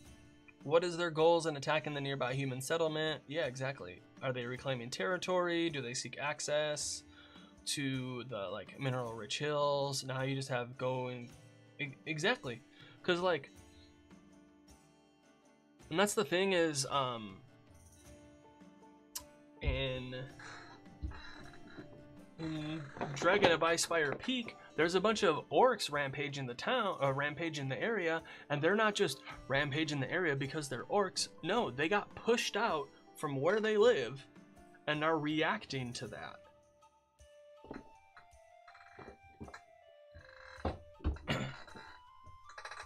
So like, they're not just bad orcs that are there, you know, and sometimes it's okay to just have goblins in a cave, you know, like that's totally fine. Sometimes you just need a fun session of rolling dice and stabbing stuff. But it's also fun to have something more nuanced and stuff like that. See, like, look at these different cool orcs here. Double set top and bottom, very rare. See, like, that's super cool. Ribbit. Ribbit. I plan to play that module next. I just finished Fandelver. Nice.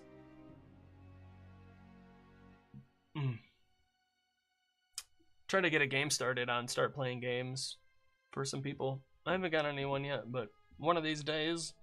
One of these days. Speaking of, I need to check my calendar.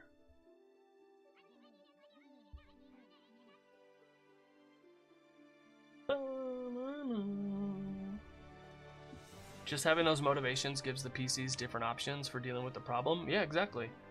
And then you can run it how the players want. If they want social interaction, if they want to negotiate, if they want to draw steel. Shing! Exactly. Dun, dun, dun. Simia. Simi in.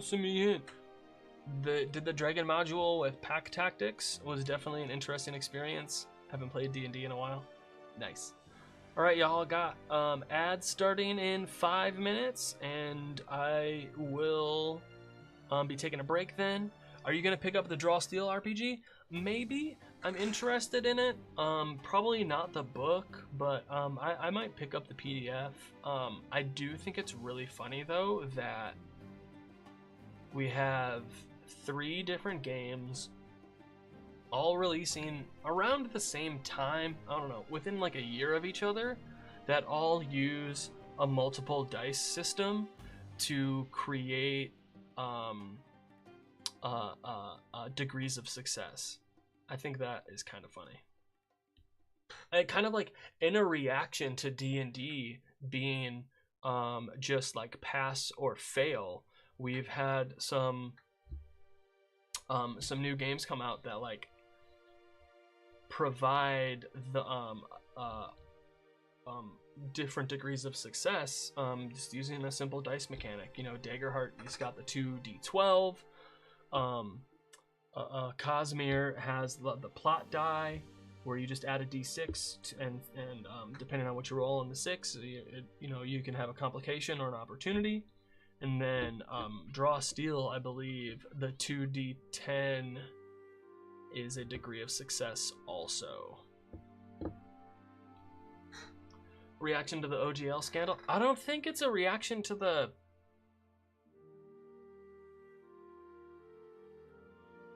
I think these games would have come out no matter what.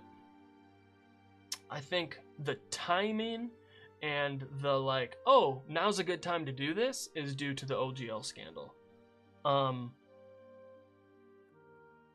I don't know. I think the multiple degrees of success is a reaction to the pass-fail mechanic of D&D, not necessarily the OGL scandal. Because I look at, you know, Powered by the Apocalypse is really like popular, and I think the degrees of success for that is really good. But what I like about these new games is the degrees of success are a little bit more bound in the rules mechanically. And like with Daggerheart, it's as simple as gaining a stress, gaining a hope, gaining a fear, and you don't even have to actually do anything like story-wise, but something can also happen mechanically. You'll see a lot more coming out soon, if I had to guess. The OGL, yeah, no, it totally did, and I think that's great. Like, there's so many cool games. Yeah, but I don't think they needed to come out with a new edition. I think for a 50th anniversary, I think the new books are totally okay. I think they're fine. I think it's a pretty good edition. Like, if you just look at it as an edition of D&D, I think it's totally fine. I do think they biffed the 50-year anniversary thing, though. I totally wish they would have done a lot more.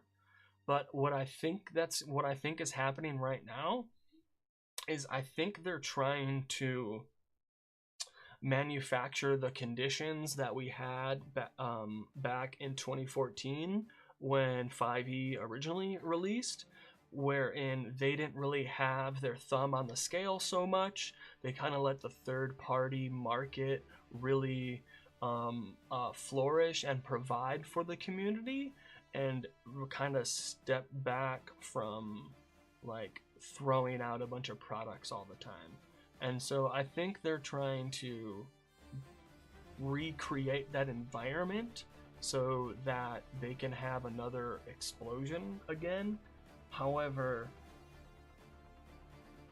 I don't think it's gonna work the way they want it to. I think it can work and might work a bit, But the thing was, and they are doing this though, is they are working with Stranger Things, which I think is going to be great. The bit of a flop that 4th edition saw a similar push, yeah. I think it was marketing wise. Is what I think is like what they flopped on, not necessarily the game. Cause like, man, dude, these books are beautiful. They are gorgeous. I love flipping through them.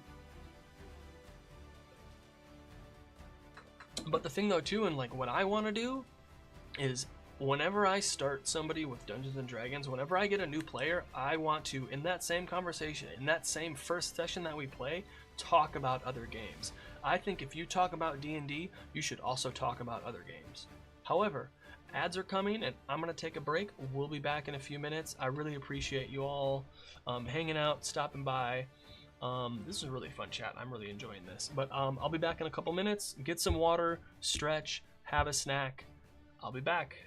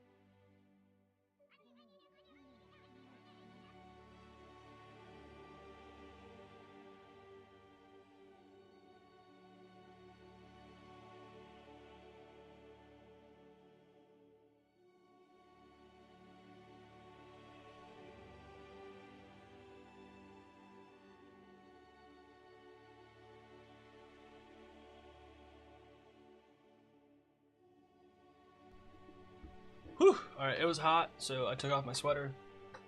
But I'm back now. So like the thing is,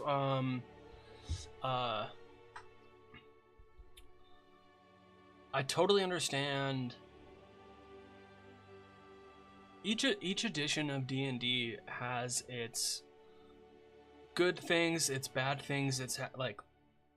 I think every edition of D&D has its flaws, has its merits. Is any edition better than the other? I have no idea because I haven't played all of them. I would love to play every edition of D&D one day. That sounds like a really good comparison to do. However, I think I've been running 2 2024 campaigns right now for a few months, and I can barely tell the difference. It's negligible, I would say, the difference between the two games. I think if you had 2 tables, one was playing 2024 and one was playing 2014, and you had no sound, the only thing that you could do was to watch them play for a little bit to tell which game was different, I don't think you would be able to tell. Yeah. I think a lot of people, Echo, feel similarly. I think I've looked at the rule books a couple of times and I'm like, yo, some of this stuff looks cool, but man, the layout and all of these things are just like, it's too much. It's like,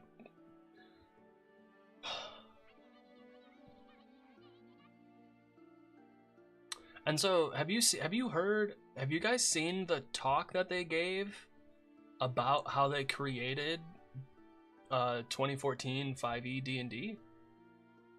There's a lecture from Gen Con. I don't know what convention it was. It's from like 2014, 2013, 2015. Where they go over their process for how they made 2014, which I thought was interesting because they for 2 weeks they played every edition of D&D. They spent 2 weeks playing every edition of D&D together, and taking notes, writing down what they liked, what they didn't like, what similarities, what through points through all of these games, through all of these editions, from 0 edition all the way through 4th edition. What commonalities, what through lines do all of these games have? That's what we want 5th edition to be. We want it to be the D&D-est of D&D. We want it to be the most D&D that it's ever been. And I think they also wanted to make it easy to learn, easy to play, fun to play.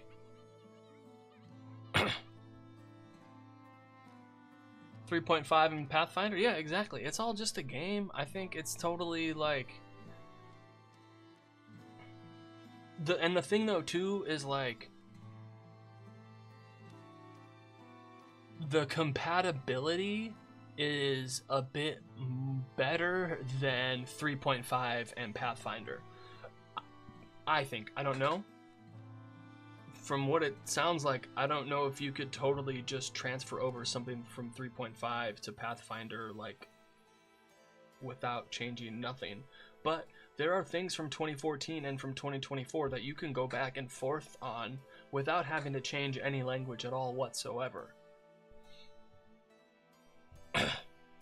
Yeah, from what I understand, 4th edition really made a video game mechanical, like, heavy version of the game. You can, it just takes a little bit of math.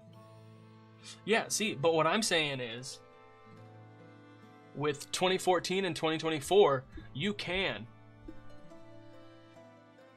I don't need to add, it just takes a little bit of math. I don't need a qualifier on the statement. There are some things that can just be used in 2014 and 2024. Hi! Hey, Actual Pineapple, what's good? Thanks for stopping by.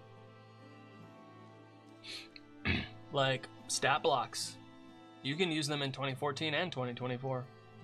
You don't have to do any math. It's going pretty good. I run DCC almost exclusively. I use materials from early editions of D&D, Shadow Dark, Labyrinth Lord, Swords and Wizardry, with almost no conversion work. See, there's a qualifier with almost no conversion work. I can grab a 2014 D&D monster manual and I can use it for 2024 with I don't need a qualifier. It just works. That's the difference in like compatibility. Even with older editions of D&D, if you're trying to get to 5e, you have to do conversion work. That's what I'm saying. They're the same game. Like,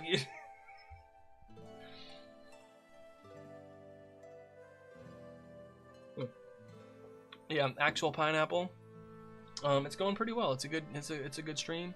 It's a beautiful Saturday. I got a new book yesterday. We're looking at Daggerheart. We should probably get back to that. It's good times. Well, Pathfinder did have one issue with its rules. Is that if it's not listed here, default to D&D. Ooh, oof. Yeah, I'm a ttrpg dev, and each doing this is difficult. I think a lot of people are harsh on 24 because 2014 had 2 editions. 2014, what I call Community Edition, was how the game was actually played. 2014 and 24 are nearly identical, but the Community Edition in 2024 is like whiplash. 17, hey, salvage bar, that's pretty good. You got a 17? Snaps, holy cow, good job. Stars. Welcome. I don't know, I feel like they codified more of the community rules into 2024. Like, a lot of people used potions as a bonus action, and that's now a rule. But I do see what you're saying in that I do think that, like, what you're saying, there's the book, and then there's how people play the game. And the thing, though, too, is, like, yeah, those are 2 different things, but the book is only the thing that it can be because it's words and it's printed and it exists forever in that way. The Community Edition is different for every single table that exists. Unless you're Adventurers League, but then there's going to be slight differences. And so I think now there's 3 editions or 4 editions now because you have 2014, Community 2014, we have 2024, and Community 2024. Salvage, I like 2024. I enjoy it. I know people that enjoy it. You're not the last one who likes it. There's a bunch of people that I know that like it. There's people here watching that like it. You're not the only one.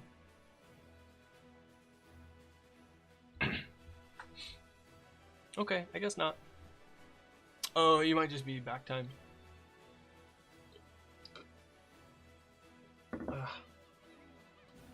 I kid. Okay. I was like, wait, what? No. I just don't like the price tag. I totally feel that. I totally get that.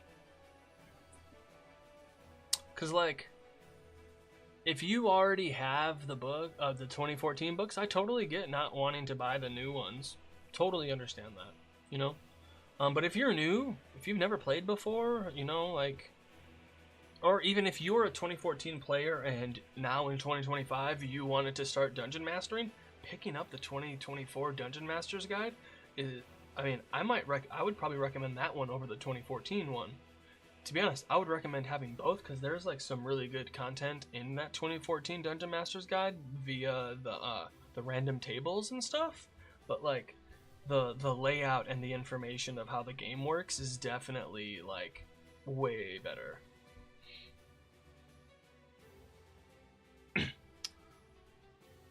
I mean, like, there is, like, you know, they did put it in the community, in CC, in Community Commons, Creative Commons, like, so that's nice.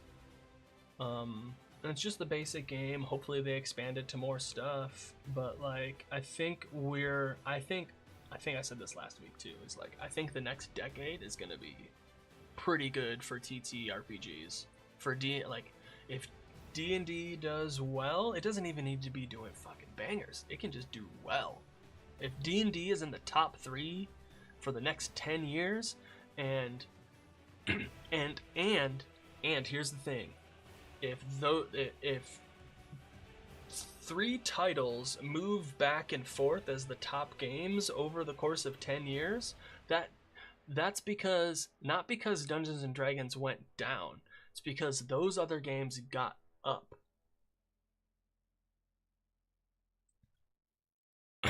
I don't think you're taking away from the pie of Dungeons and Dragons if Daggerheart or if Drawsteel or Shadow Dark or whatever.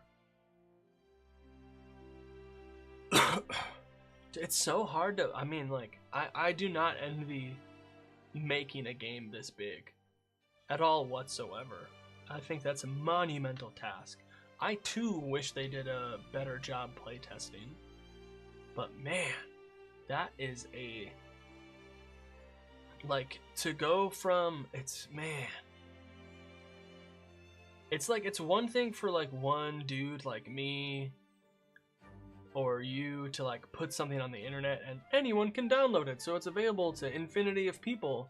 But like when Wizards of the Coast puts out something for Dungeons and Dragons, like, you know, that's 15 million people, 20 million people, 80 million people.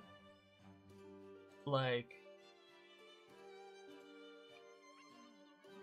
and the test pool is so small, and you go to a pool that's so wide, you can't help but have interactions that are bad. It's like a video game. You can patch it all you want. You can spend forever patching all the bugs out of a video game. You can't playtest for how much better the players have become. Yeah.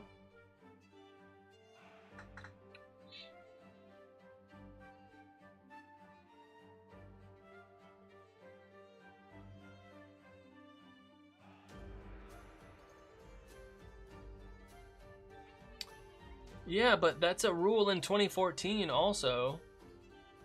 So like, you could say that reading the 2014 rule for the first time, you would feel awful and not know. So like, that doesn't make sense. Software dev can attest. Yeah.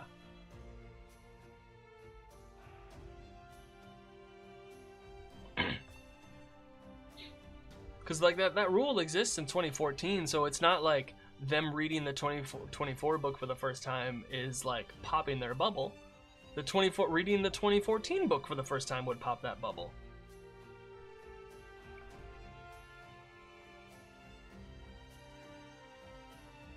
And I was looking earlier, I'm glad they changed the Action Surge and Haste to not be able to do 2 spells in a turn. I'm glad they did that. So you could still bonus action a spell, but you can't do 2 action spells, which is nice. I don't know how anyone looked at Silvery Barbs and said, yep, that's a first level spell.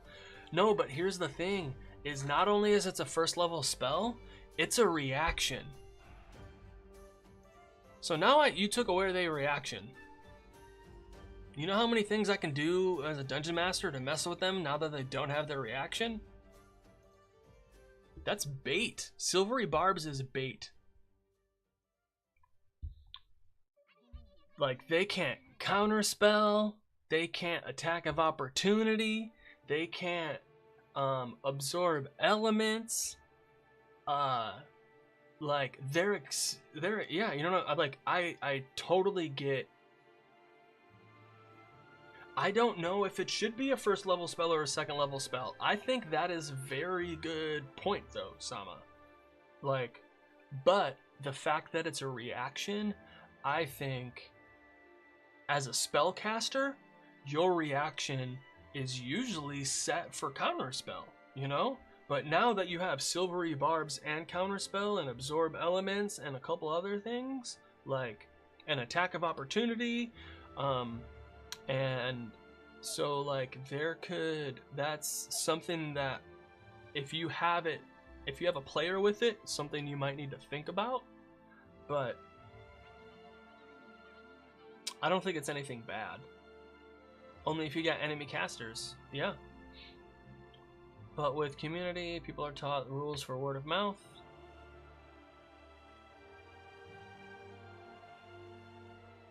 Yeah.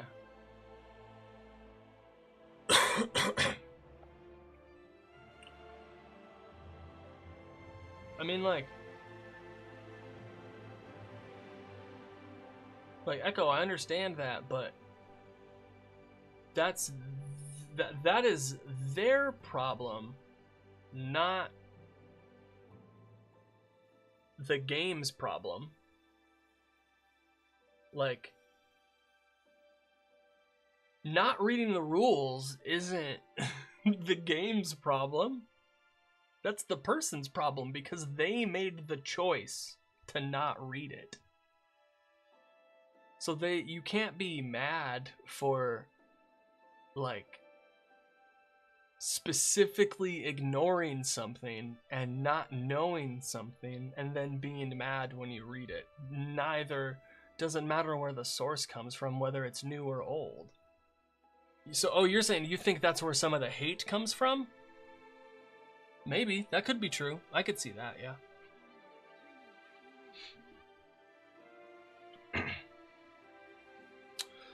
We've come so far from 1975 that you said it earlier, D&D is no longer just a game. Once you add in the amount of time spent playing a campaign, purchasing the props, and the accoutrement, it has become a lifestyle. And how many are playing according to tabletop Baldur's Gate 3 rules? And that's the thing, is like I said earlier, Sama, is every table is its own version of the rules. So, like, who cares if there's tabletop Baldur's? And that's the thing, is like, especially when we're arguing online, is we all have our own version of D&D that we're running. I'm running D&D 2024 Craig edition, you know? You're running D&D 2014 Sama edition, or whatever it is. Like, so we're coming at it from all these different angles, and it can be so hard to see the same, to see that we're actually talking about the same thing in many different ways. Yeah, there are many versions, there are tables, exactly. And for me, the only wrong way to play is to be an asshole and flip the table over and storm out so like no one can play anymore. That's the wrong way to play. I don't think I've run a table 100% raw since 1985. Yeah, that's what I'm saying, is like, what's raw anymore? Like, Adventurers League? I'm running D&D 2000 Johnny Edition. That's what I'm saying, man.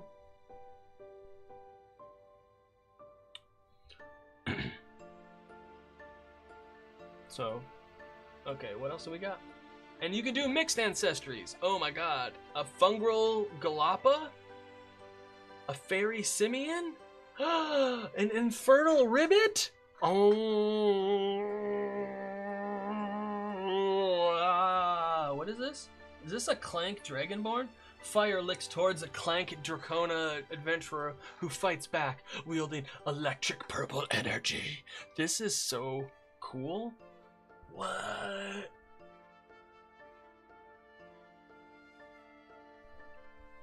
It's so cool. Community! Sorry if that was too much. All those ancestors can't help but get it on with each other. They some freaks. So now see, earlier, if you were like a human Galapa hybrid, then you would be like, be a humanoid. I blame Laura Bailey. You can't just blame Laura Bailey. They are all horn dogs over there. Every single one of them. Each community entry suggests 6 adjectives that you can use as inspiration when crafting a character. Cool. Highborn.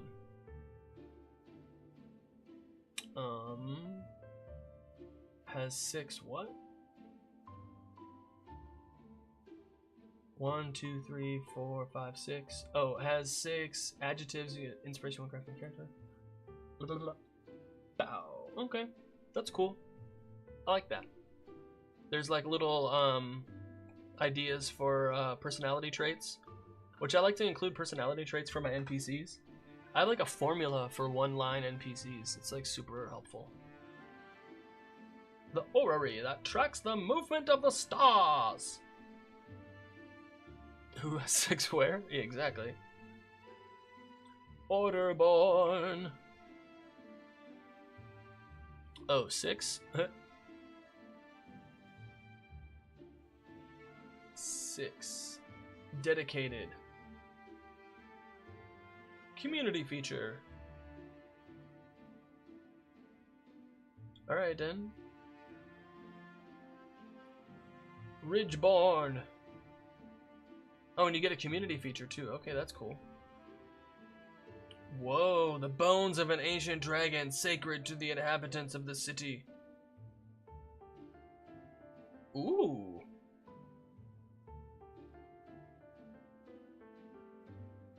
This is super cool. Hey, this is totally, check this out. This is the same thing in this book. You're gonna be like, wait, what?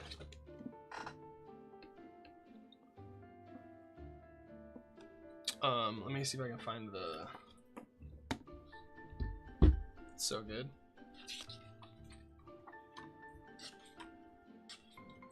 Doo-doo-doo.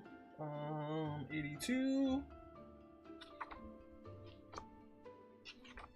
Yeah, here we go.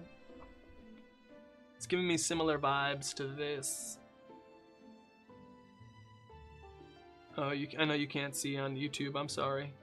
Or YouTube vertical, but normal YouTube can see it.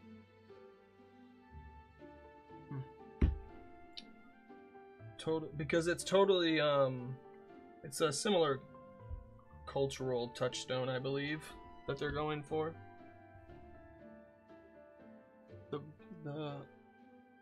That kind of Malaysian culture. Oh no. There we go.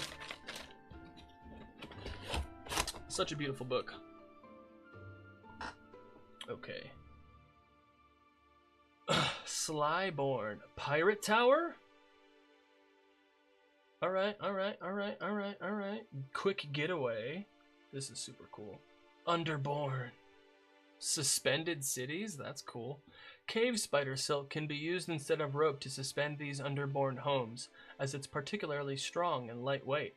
Alright, that's pretty cool, not gonna lie. Wanderborn? A nomad. Okay. Multi-family kite skimmer? That's cool. Wildborn. Deep in the forest.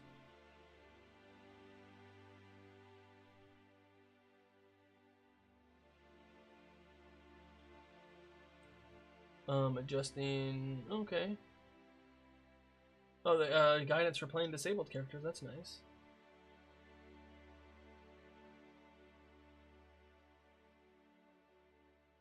Dun dun dun dun.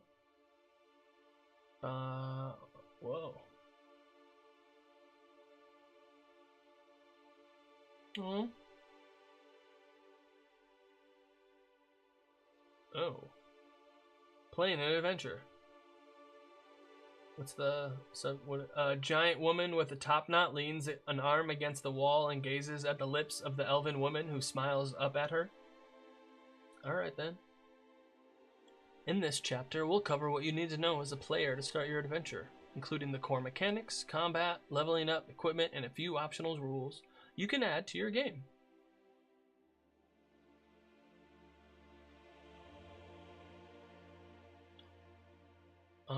Cool. Don't really feel like going over all that.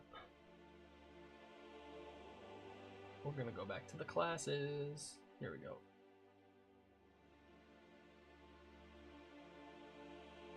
Yeah, so each class has 2 domains.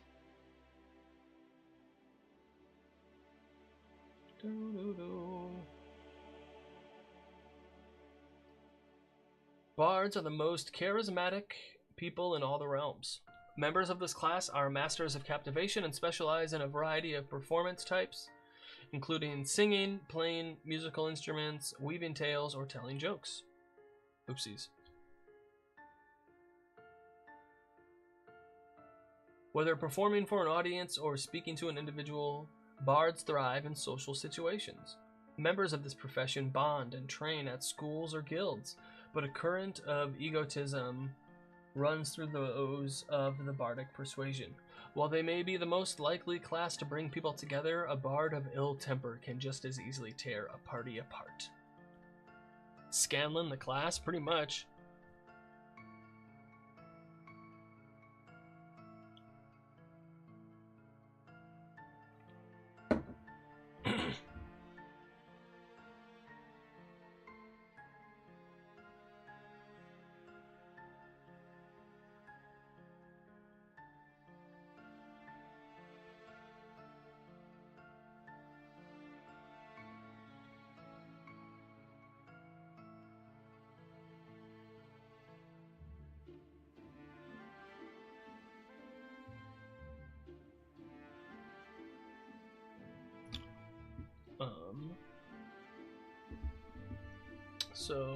The domains, Grace and Codex. Okay.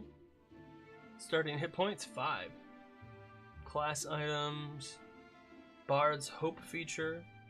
Spend 3 hope to temporarily distract a target within close range, giving them a -2 penalty to their difficulty. Okay. Rally. Once per session, you can rally the party.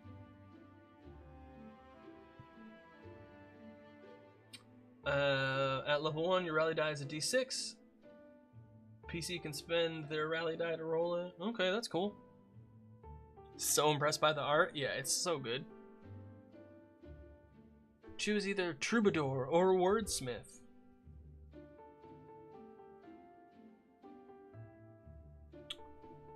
Spellcast trait is Presence. Foundation feature. Describe how you perform for others. You can play each song once per long rest. Alright, that's cool. Oh, okay. Foundation feature. Okay, is that awesome? Specialization is later. Mastery is later. Okay, so you get this as your subclass. Cool. And then, what is the other one? Wordsmith. Foundation feature is Rousing Speech. All allies can clear 2 stress. That's cool. You can spend a hope to add a d4. Okay. Kind of like the other one better. Ooh. Some good background questions.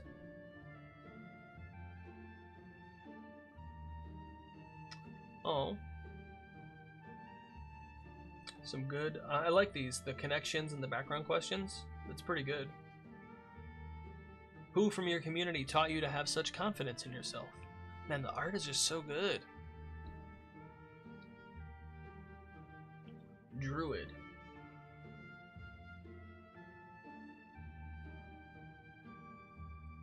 Spend 3 hope to transform into a beast form without marking a stress. When you do, choose 1 trait to raise by +1 until you drop out of that beast form. Okay. That's wild. Warden of the Elements or Warden of Renewal. Mark a stress to channel one of the elements when you take severe damage or until your next rest. Oh, until you take severe damage. Okay. What? Mark a stress to channel one of the following elements. Give a bonus to your damage thresholds equal to your efficiency. Okay, okay.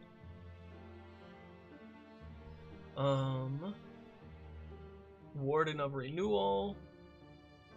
Once per long rest, you can create a space of natural serenity within close range. When you spend a few minutes resting within the space, clear stress equal to your instinct, distributed as you choose between you and your allies. Okay. Spend 3 hope to clear hit points. That's not bad.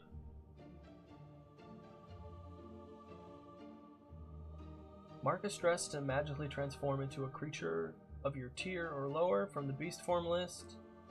Drop out of this form at any time. Okay, you can't use weapons or cast spells. You can talk and communicate as normal. While you're in beast form, your armor becomes part of your body. Ooh.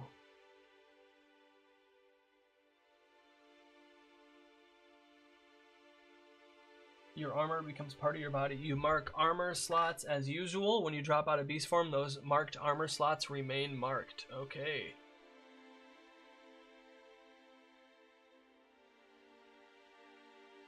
Wait, that's a... Oh my god. A wooden clank encourages a flower to bloom with their magic as a crow looks on from their shoulder. That's so cool. Whoa. I like that a lot. It's a wooden robot druid. That's pretty cool. This art is beautiful. Use your beast form features. So it's not even like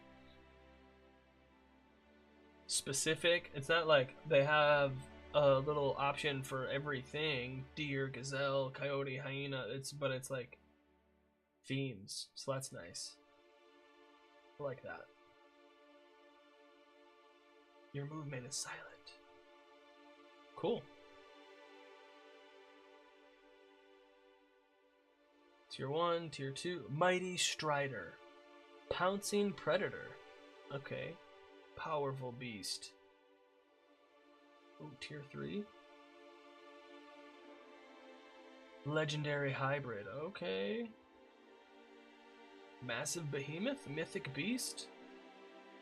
Mythic Hybrid, Terrible Lizard. That was kind of cool. You could be a lot of cool things.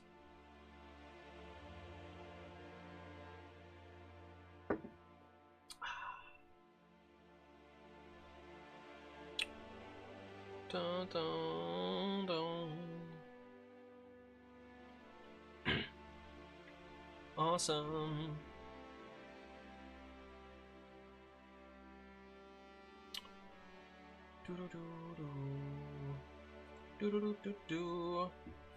The title of Guardian represents an array of martial professions, speaking more to their moral compass and unshakable fortitude than the means by which they fight.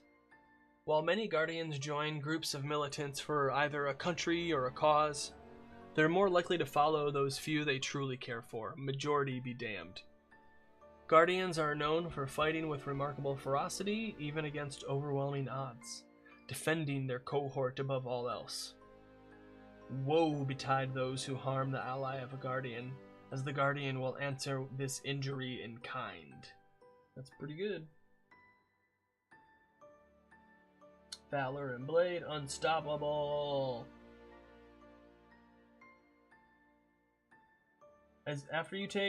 After you make a damage roll that deals 1 or more hit points to a target, increase the unstoppable die by 1. When the die's value would exceed its maximum, or when the scene ends, remove the die and drop out of unstoppable. While unstoppable,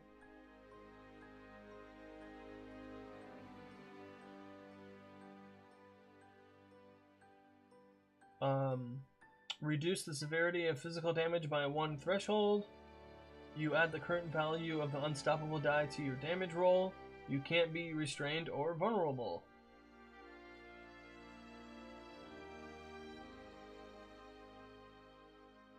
Okay.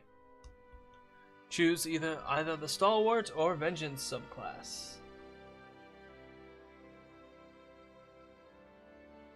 Foundation features: gain a permanent +1 bonus to your damage threshold. Alright. When you take physical damage, you can mark an additional armor slot to reduce the severity. Then Vengeance. At ease, gain an additional stress slot. When an adversary within melee range succeeds on an attack against you, you can mark 2 stress to force the attacker to mark a hit point. Oh, okay, cool. Background questions. Yeah, this art's pretty good. Ranger. Ooh, look at that art. That's so good. You have an animal companion of your choice. They stay by your side unless you tell them otherwise. Okay. There's a Ranger companion sheet. Ranger's focus. Spend hope, make attack against a target.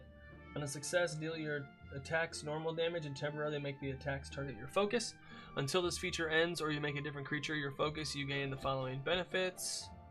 You know precisely what direction they're in. When you deal damage to them, they mark a stress. When you fail an attack against them, you can end your Ranger's focus feature to reroll your duality dice.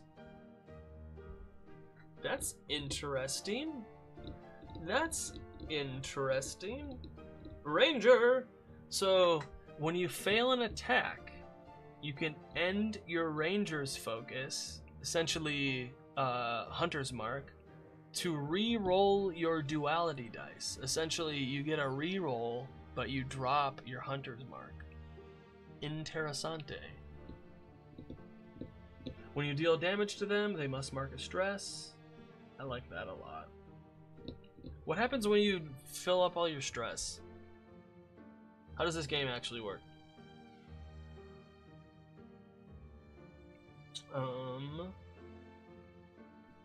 Evasion. Stress. Page 92. Stress represents the mental and physical strain your character suffers during their adventures. Some features, such as your spells or abilities, might require you to mark a stress to use them. Additionally, the GM might offer you the chance to mark a stress in exchange for succeeding at the action you're taking. When you mark this stress, consider the burden your character knowingly accepts. Does their anxiety increase? Do they willingly dive back into danger? Are they willing to take minor abrasions to fatally wound their foe? When an effect requires you to mark stress, do so on the slots of your character sheet. When you mark your last stress, you become vulnerable until you clear at least one stress. If you're ever forced to mark one or more stress, but your slots are already full, you must instead mark one hit point. For example, if an adversary forces you to mark 3 stress, but your stress is already filled, you instead mark 1 hit point. If you would take 2 stress for an enemy and you have 1 stress left, you would mark 1 stress and 1 hit point. Whoa. As with hit points, when you make downtime moves, you have the opportunity to clear some stress. Additionally, as your character levels up, you can choose to permanently increase the amount of stress they can withstand. That's good. So you can increase the stress. That's awesome. You can increase the amount of stress you can withstand. Good. Some adversary actions require you to mark stress. Your GM can tell you to mark a stress to represent a complication or a consequence of an action. Stress removed. Certain moves require you to mark a stress. So what was number 2? It does make sense. Yeah. What's vulnerable on page 102? When you gain the vulnerable condition, you are in a difficult position within the fiction. This might mean you're knocked over, scrambling to keep your balance, caught off guard, magically enfeebled, or anything else that makes sense in the scene. When a creature becomes vulnerable, the players and GM should work together to describe narratively how that happened. While you are vulnerable, all rolls targeting you have advantage. Oof. Wait, are there really only 3 conditions? Hidden, restrained, and vulnerable? Alright then. There's gotta be more. Death moves!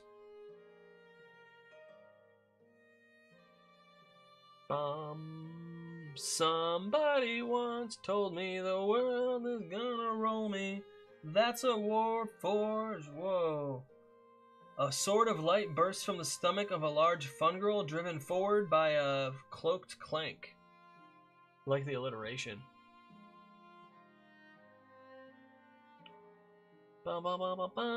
Advantage represents the opportunity. When you roll with advantage, you add a d6. Disadvantage represents an additional difficulty, hardship, or challenge. When you roll with disadvantage, you subtract a d6. So they made advantage and disadvantage at D6. That's cool. That's interessante. Help an ally is different. Okay. Battling adversaries. Alright, where am I going? So we found out what stress was. So like here, this looks like a first level character has 1, 2, 3, 4, 5, 6, 7 HP and 1, 2, 3, 4, 5, 6 stress. So, but then once you have that stress filled up, you would take HP damage instead of stress. Wild!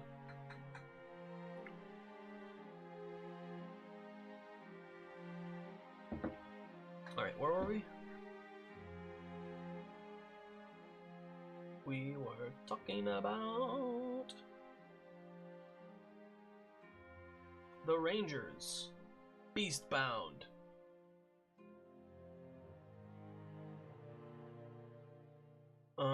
Cool. So you can deal damage and mark a stress to them. That's pretty good. I like that a lot.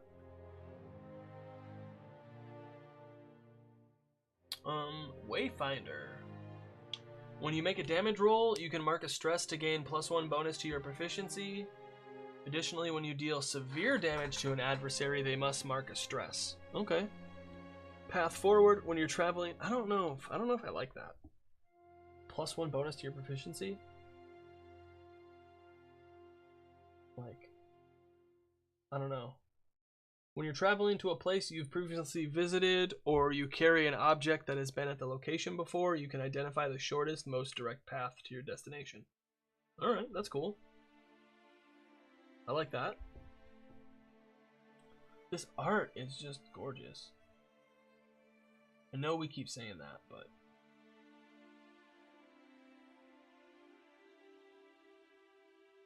Okay.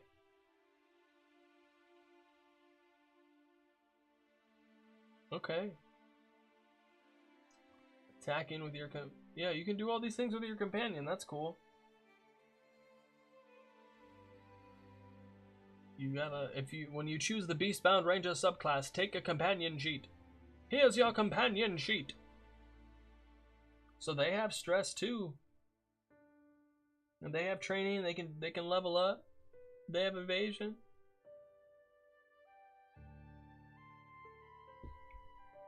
Rogues are scoundrels. Well, how very dare of you, Darrington Press. Rogues are scoundrels, often in both attitude and practice. Broadly known as liars and thieves, how dare you! The best among this class move through the world anonymously. That's right. Utilizing their sharp wits and blades, rogues trick their foes through social manipulation as easily as breaking locks, climbing through windows, or dealing underhanded blows. Shank, shank. These masters of magical craft manipulate shadow and movement, adding an array of useful and deadly tools to their repertoire.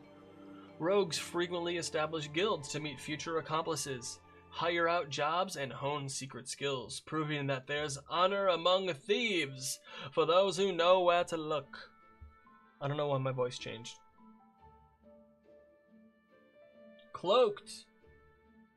So you get extra hidden. That's cool. Sneak attack.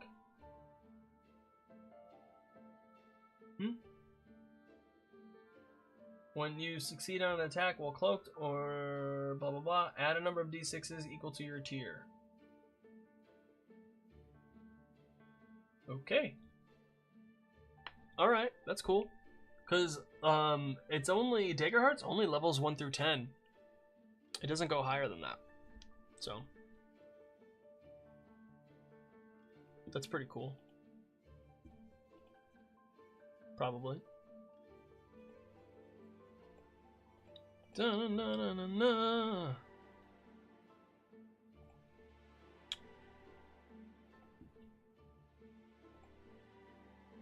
It makes sense. Here we go. Alright. Rogue subclass, Nightwalker. Play the Nightwalker if you want to manipulate shadows to maneuver through the environment. Shadow Stepper. You can move from shadow to shadow. When you move into an area of darkness or a shadow cast by another creature or object, you can mark a stress to disappear from where you are and reappear inside another shadow within far range. When you reappear, you are cloaked. That is awesome. That is pretty cool. What else we got? Syndicate. Play the Syndicate if you want to have a web of contacts everywhere you go. Well connected. When you arrive in a prominent town, you know somebody. Cool. Awesome. That just means you have NPCs in every town you go to. Awesome. Seraph. Seraphs are divine fighters and healers imbued with sacred purpose.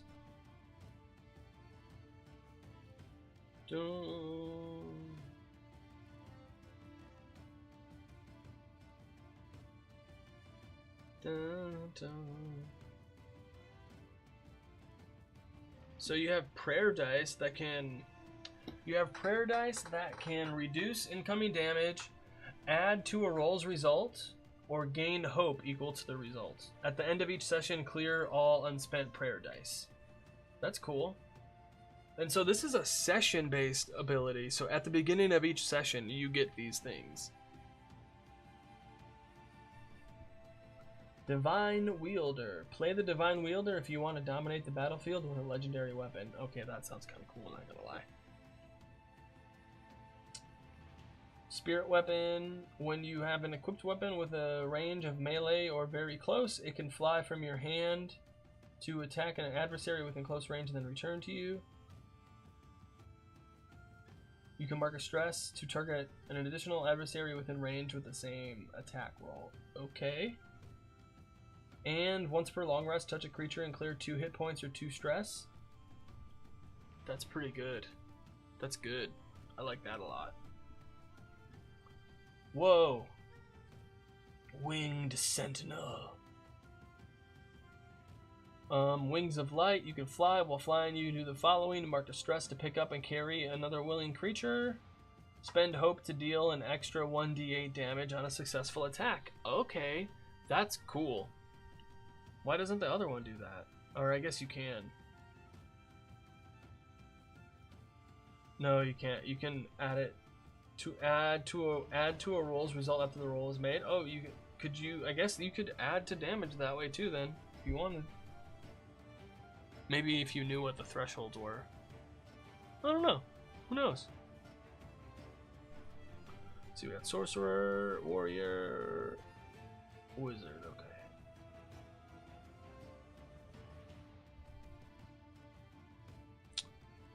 Sorcerer can sense magical people and objects within close range. Make a minor illusion. That's cool within close range.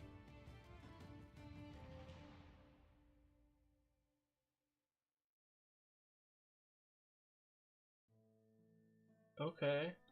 Enhance a spell that deals damage. Once per long rest, you can place a domain card from your loadout into your vault and choose to gain hope or enhance a spell. So you lose access to that for the rest of the day then? That's crazy. You can shape elements.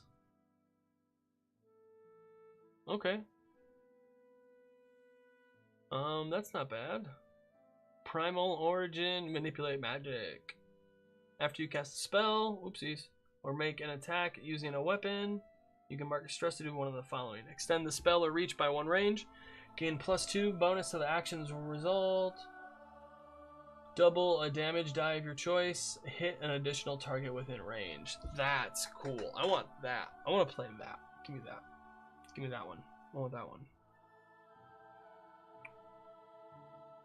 Mess everybody up. Warrior. Attack of opportunity. Okay, so only warriors get attack of opportunity. When you deal physical damage, you gain a bonus to your damage roll equal to your level. Okay. Call of the Brave. When you fail a roll with fear, you gain hope. That's cool.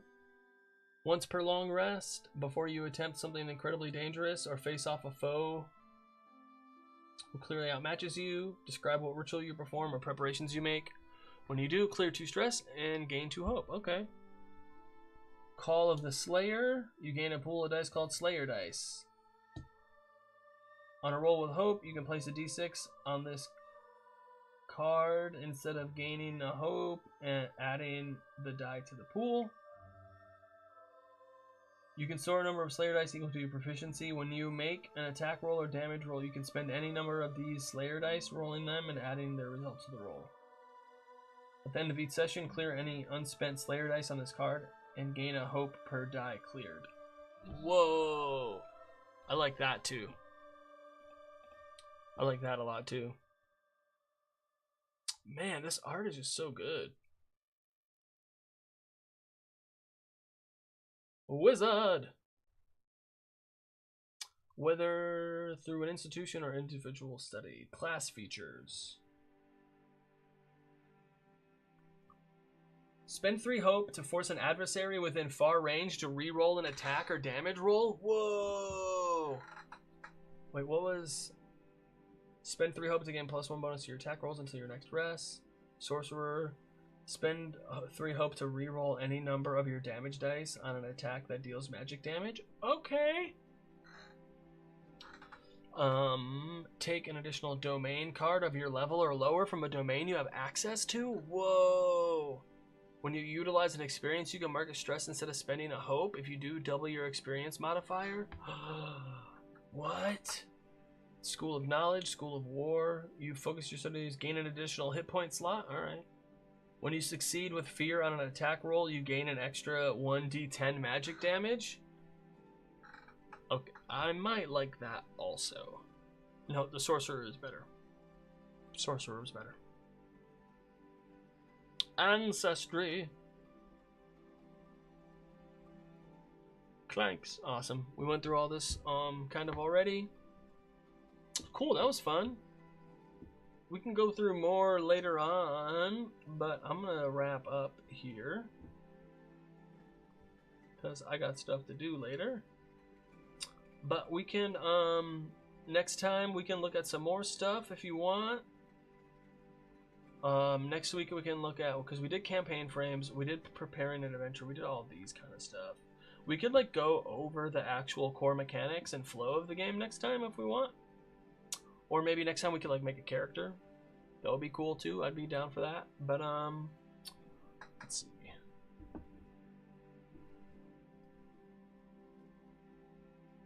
Na na na na. Who are we gonna raid today? Yep, it is time for me to head out. Thank you all so much for hanging out with me. I really appreciate it. It's been such a nice day, such a good stream today. Okay, Matt Colville is on, so is Bob Ross, so is Nutty, so is Moon Decor. Who should I? Hey, Calamity. We'll do Calamity. So you're doing The Sims 4, that's awesome, I love it.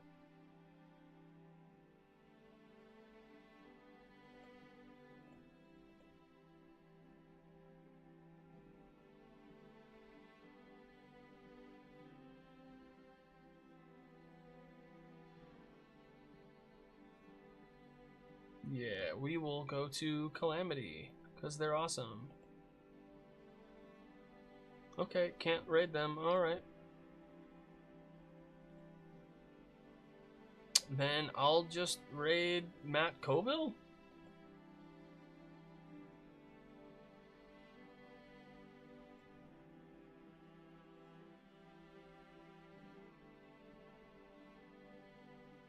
Yep, that's what we're gonna do.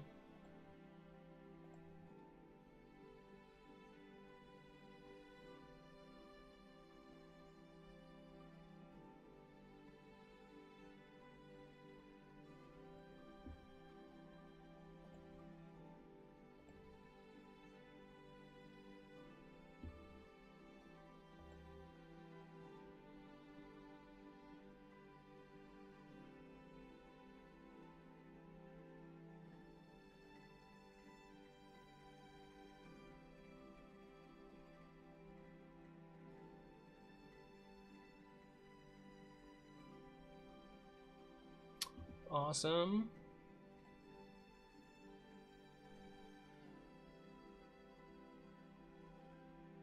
So yeah, thank you everybody for stopping by and hanging out with me. I appreciate it so much. I'll be back on Tuesday doing more stuff. I'll be back on Saturday doing more stuff. I really appreciate it. You stop on by. Oh, Tuesday, September 2nd, I'm doing a birthday stream. So please mark that on your calendar, save the date. It's gonna be super awesome. I got a lot of cool stuff planned. It's gonna be like super fun. It's gonna be a long, like day-long stream. It's gonna be super fun. But yeah, thank you all for stopping by and hanging out with me. As always, I'm Craig of Inspiration. Good luck with your next session. I believe in you. See you in the future.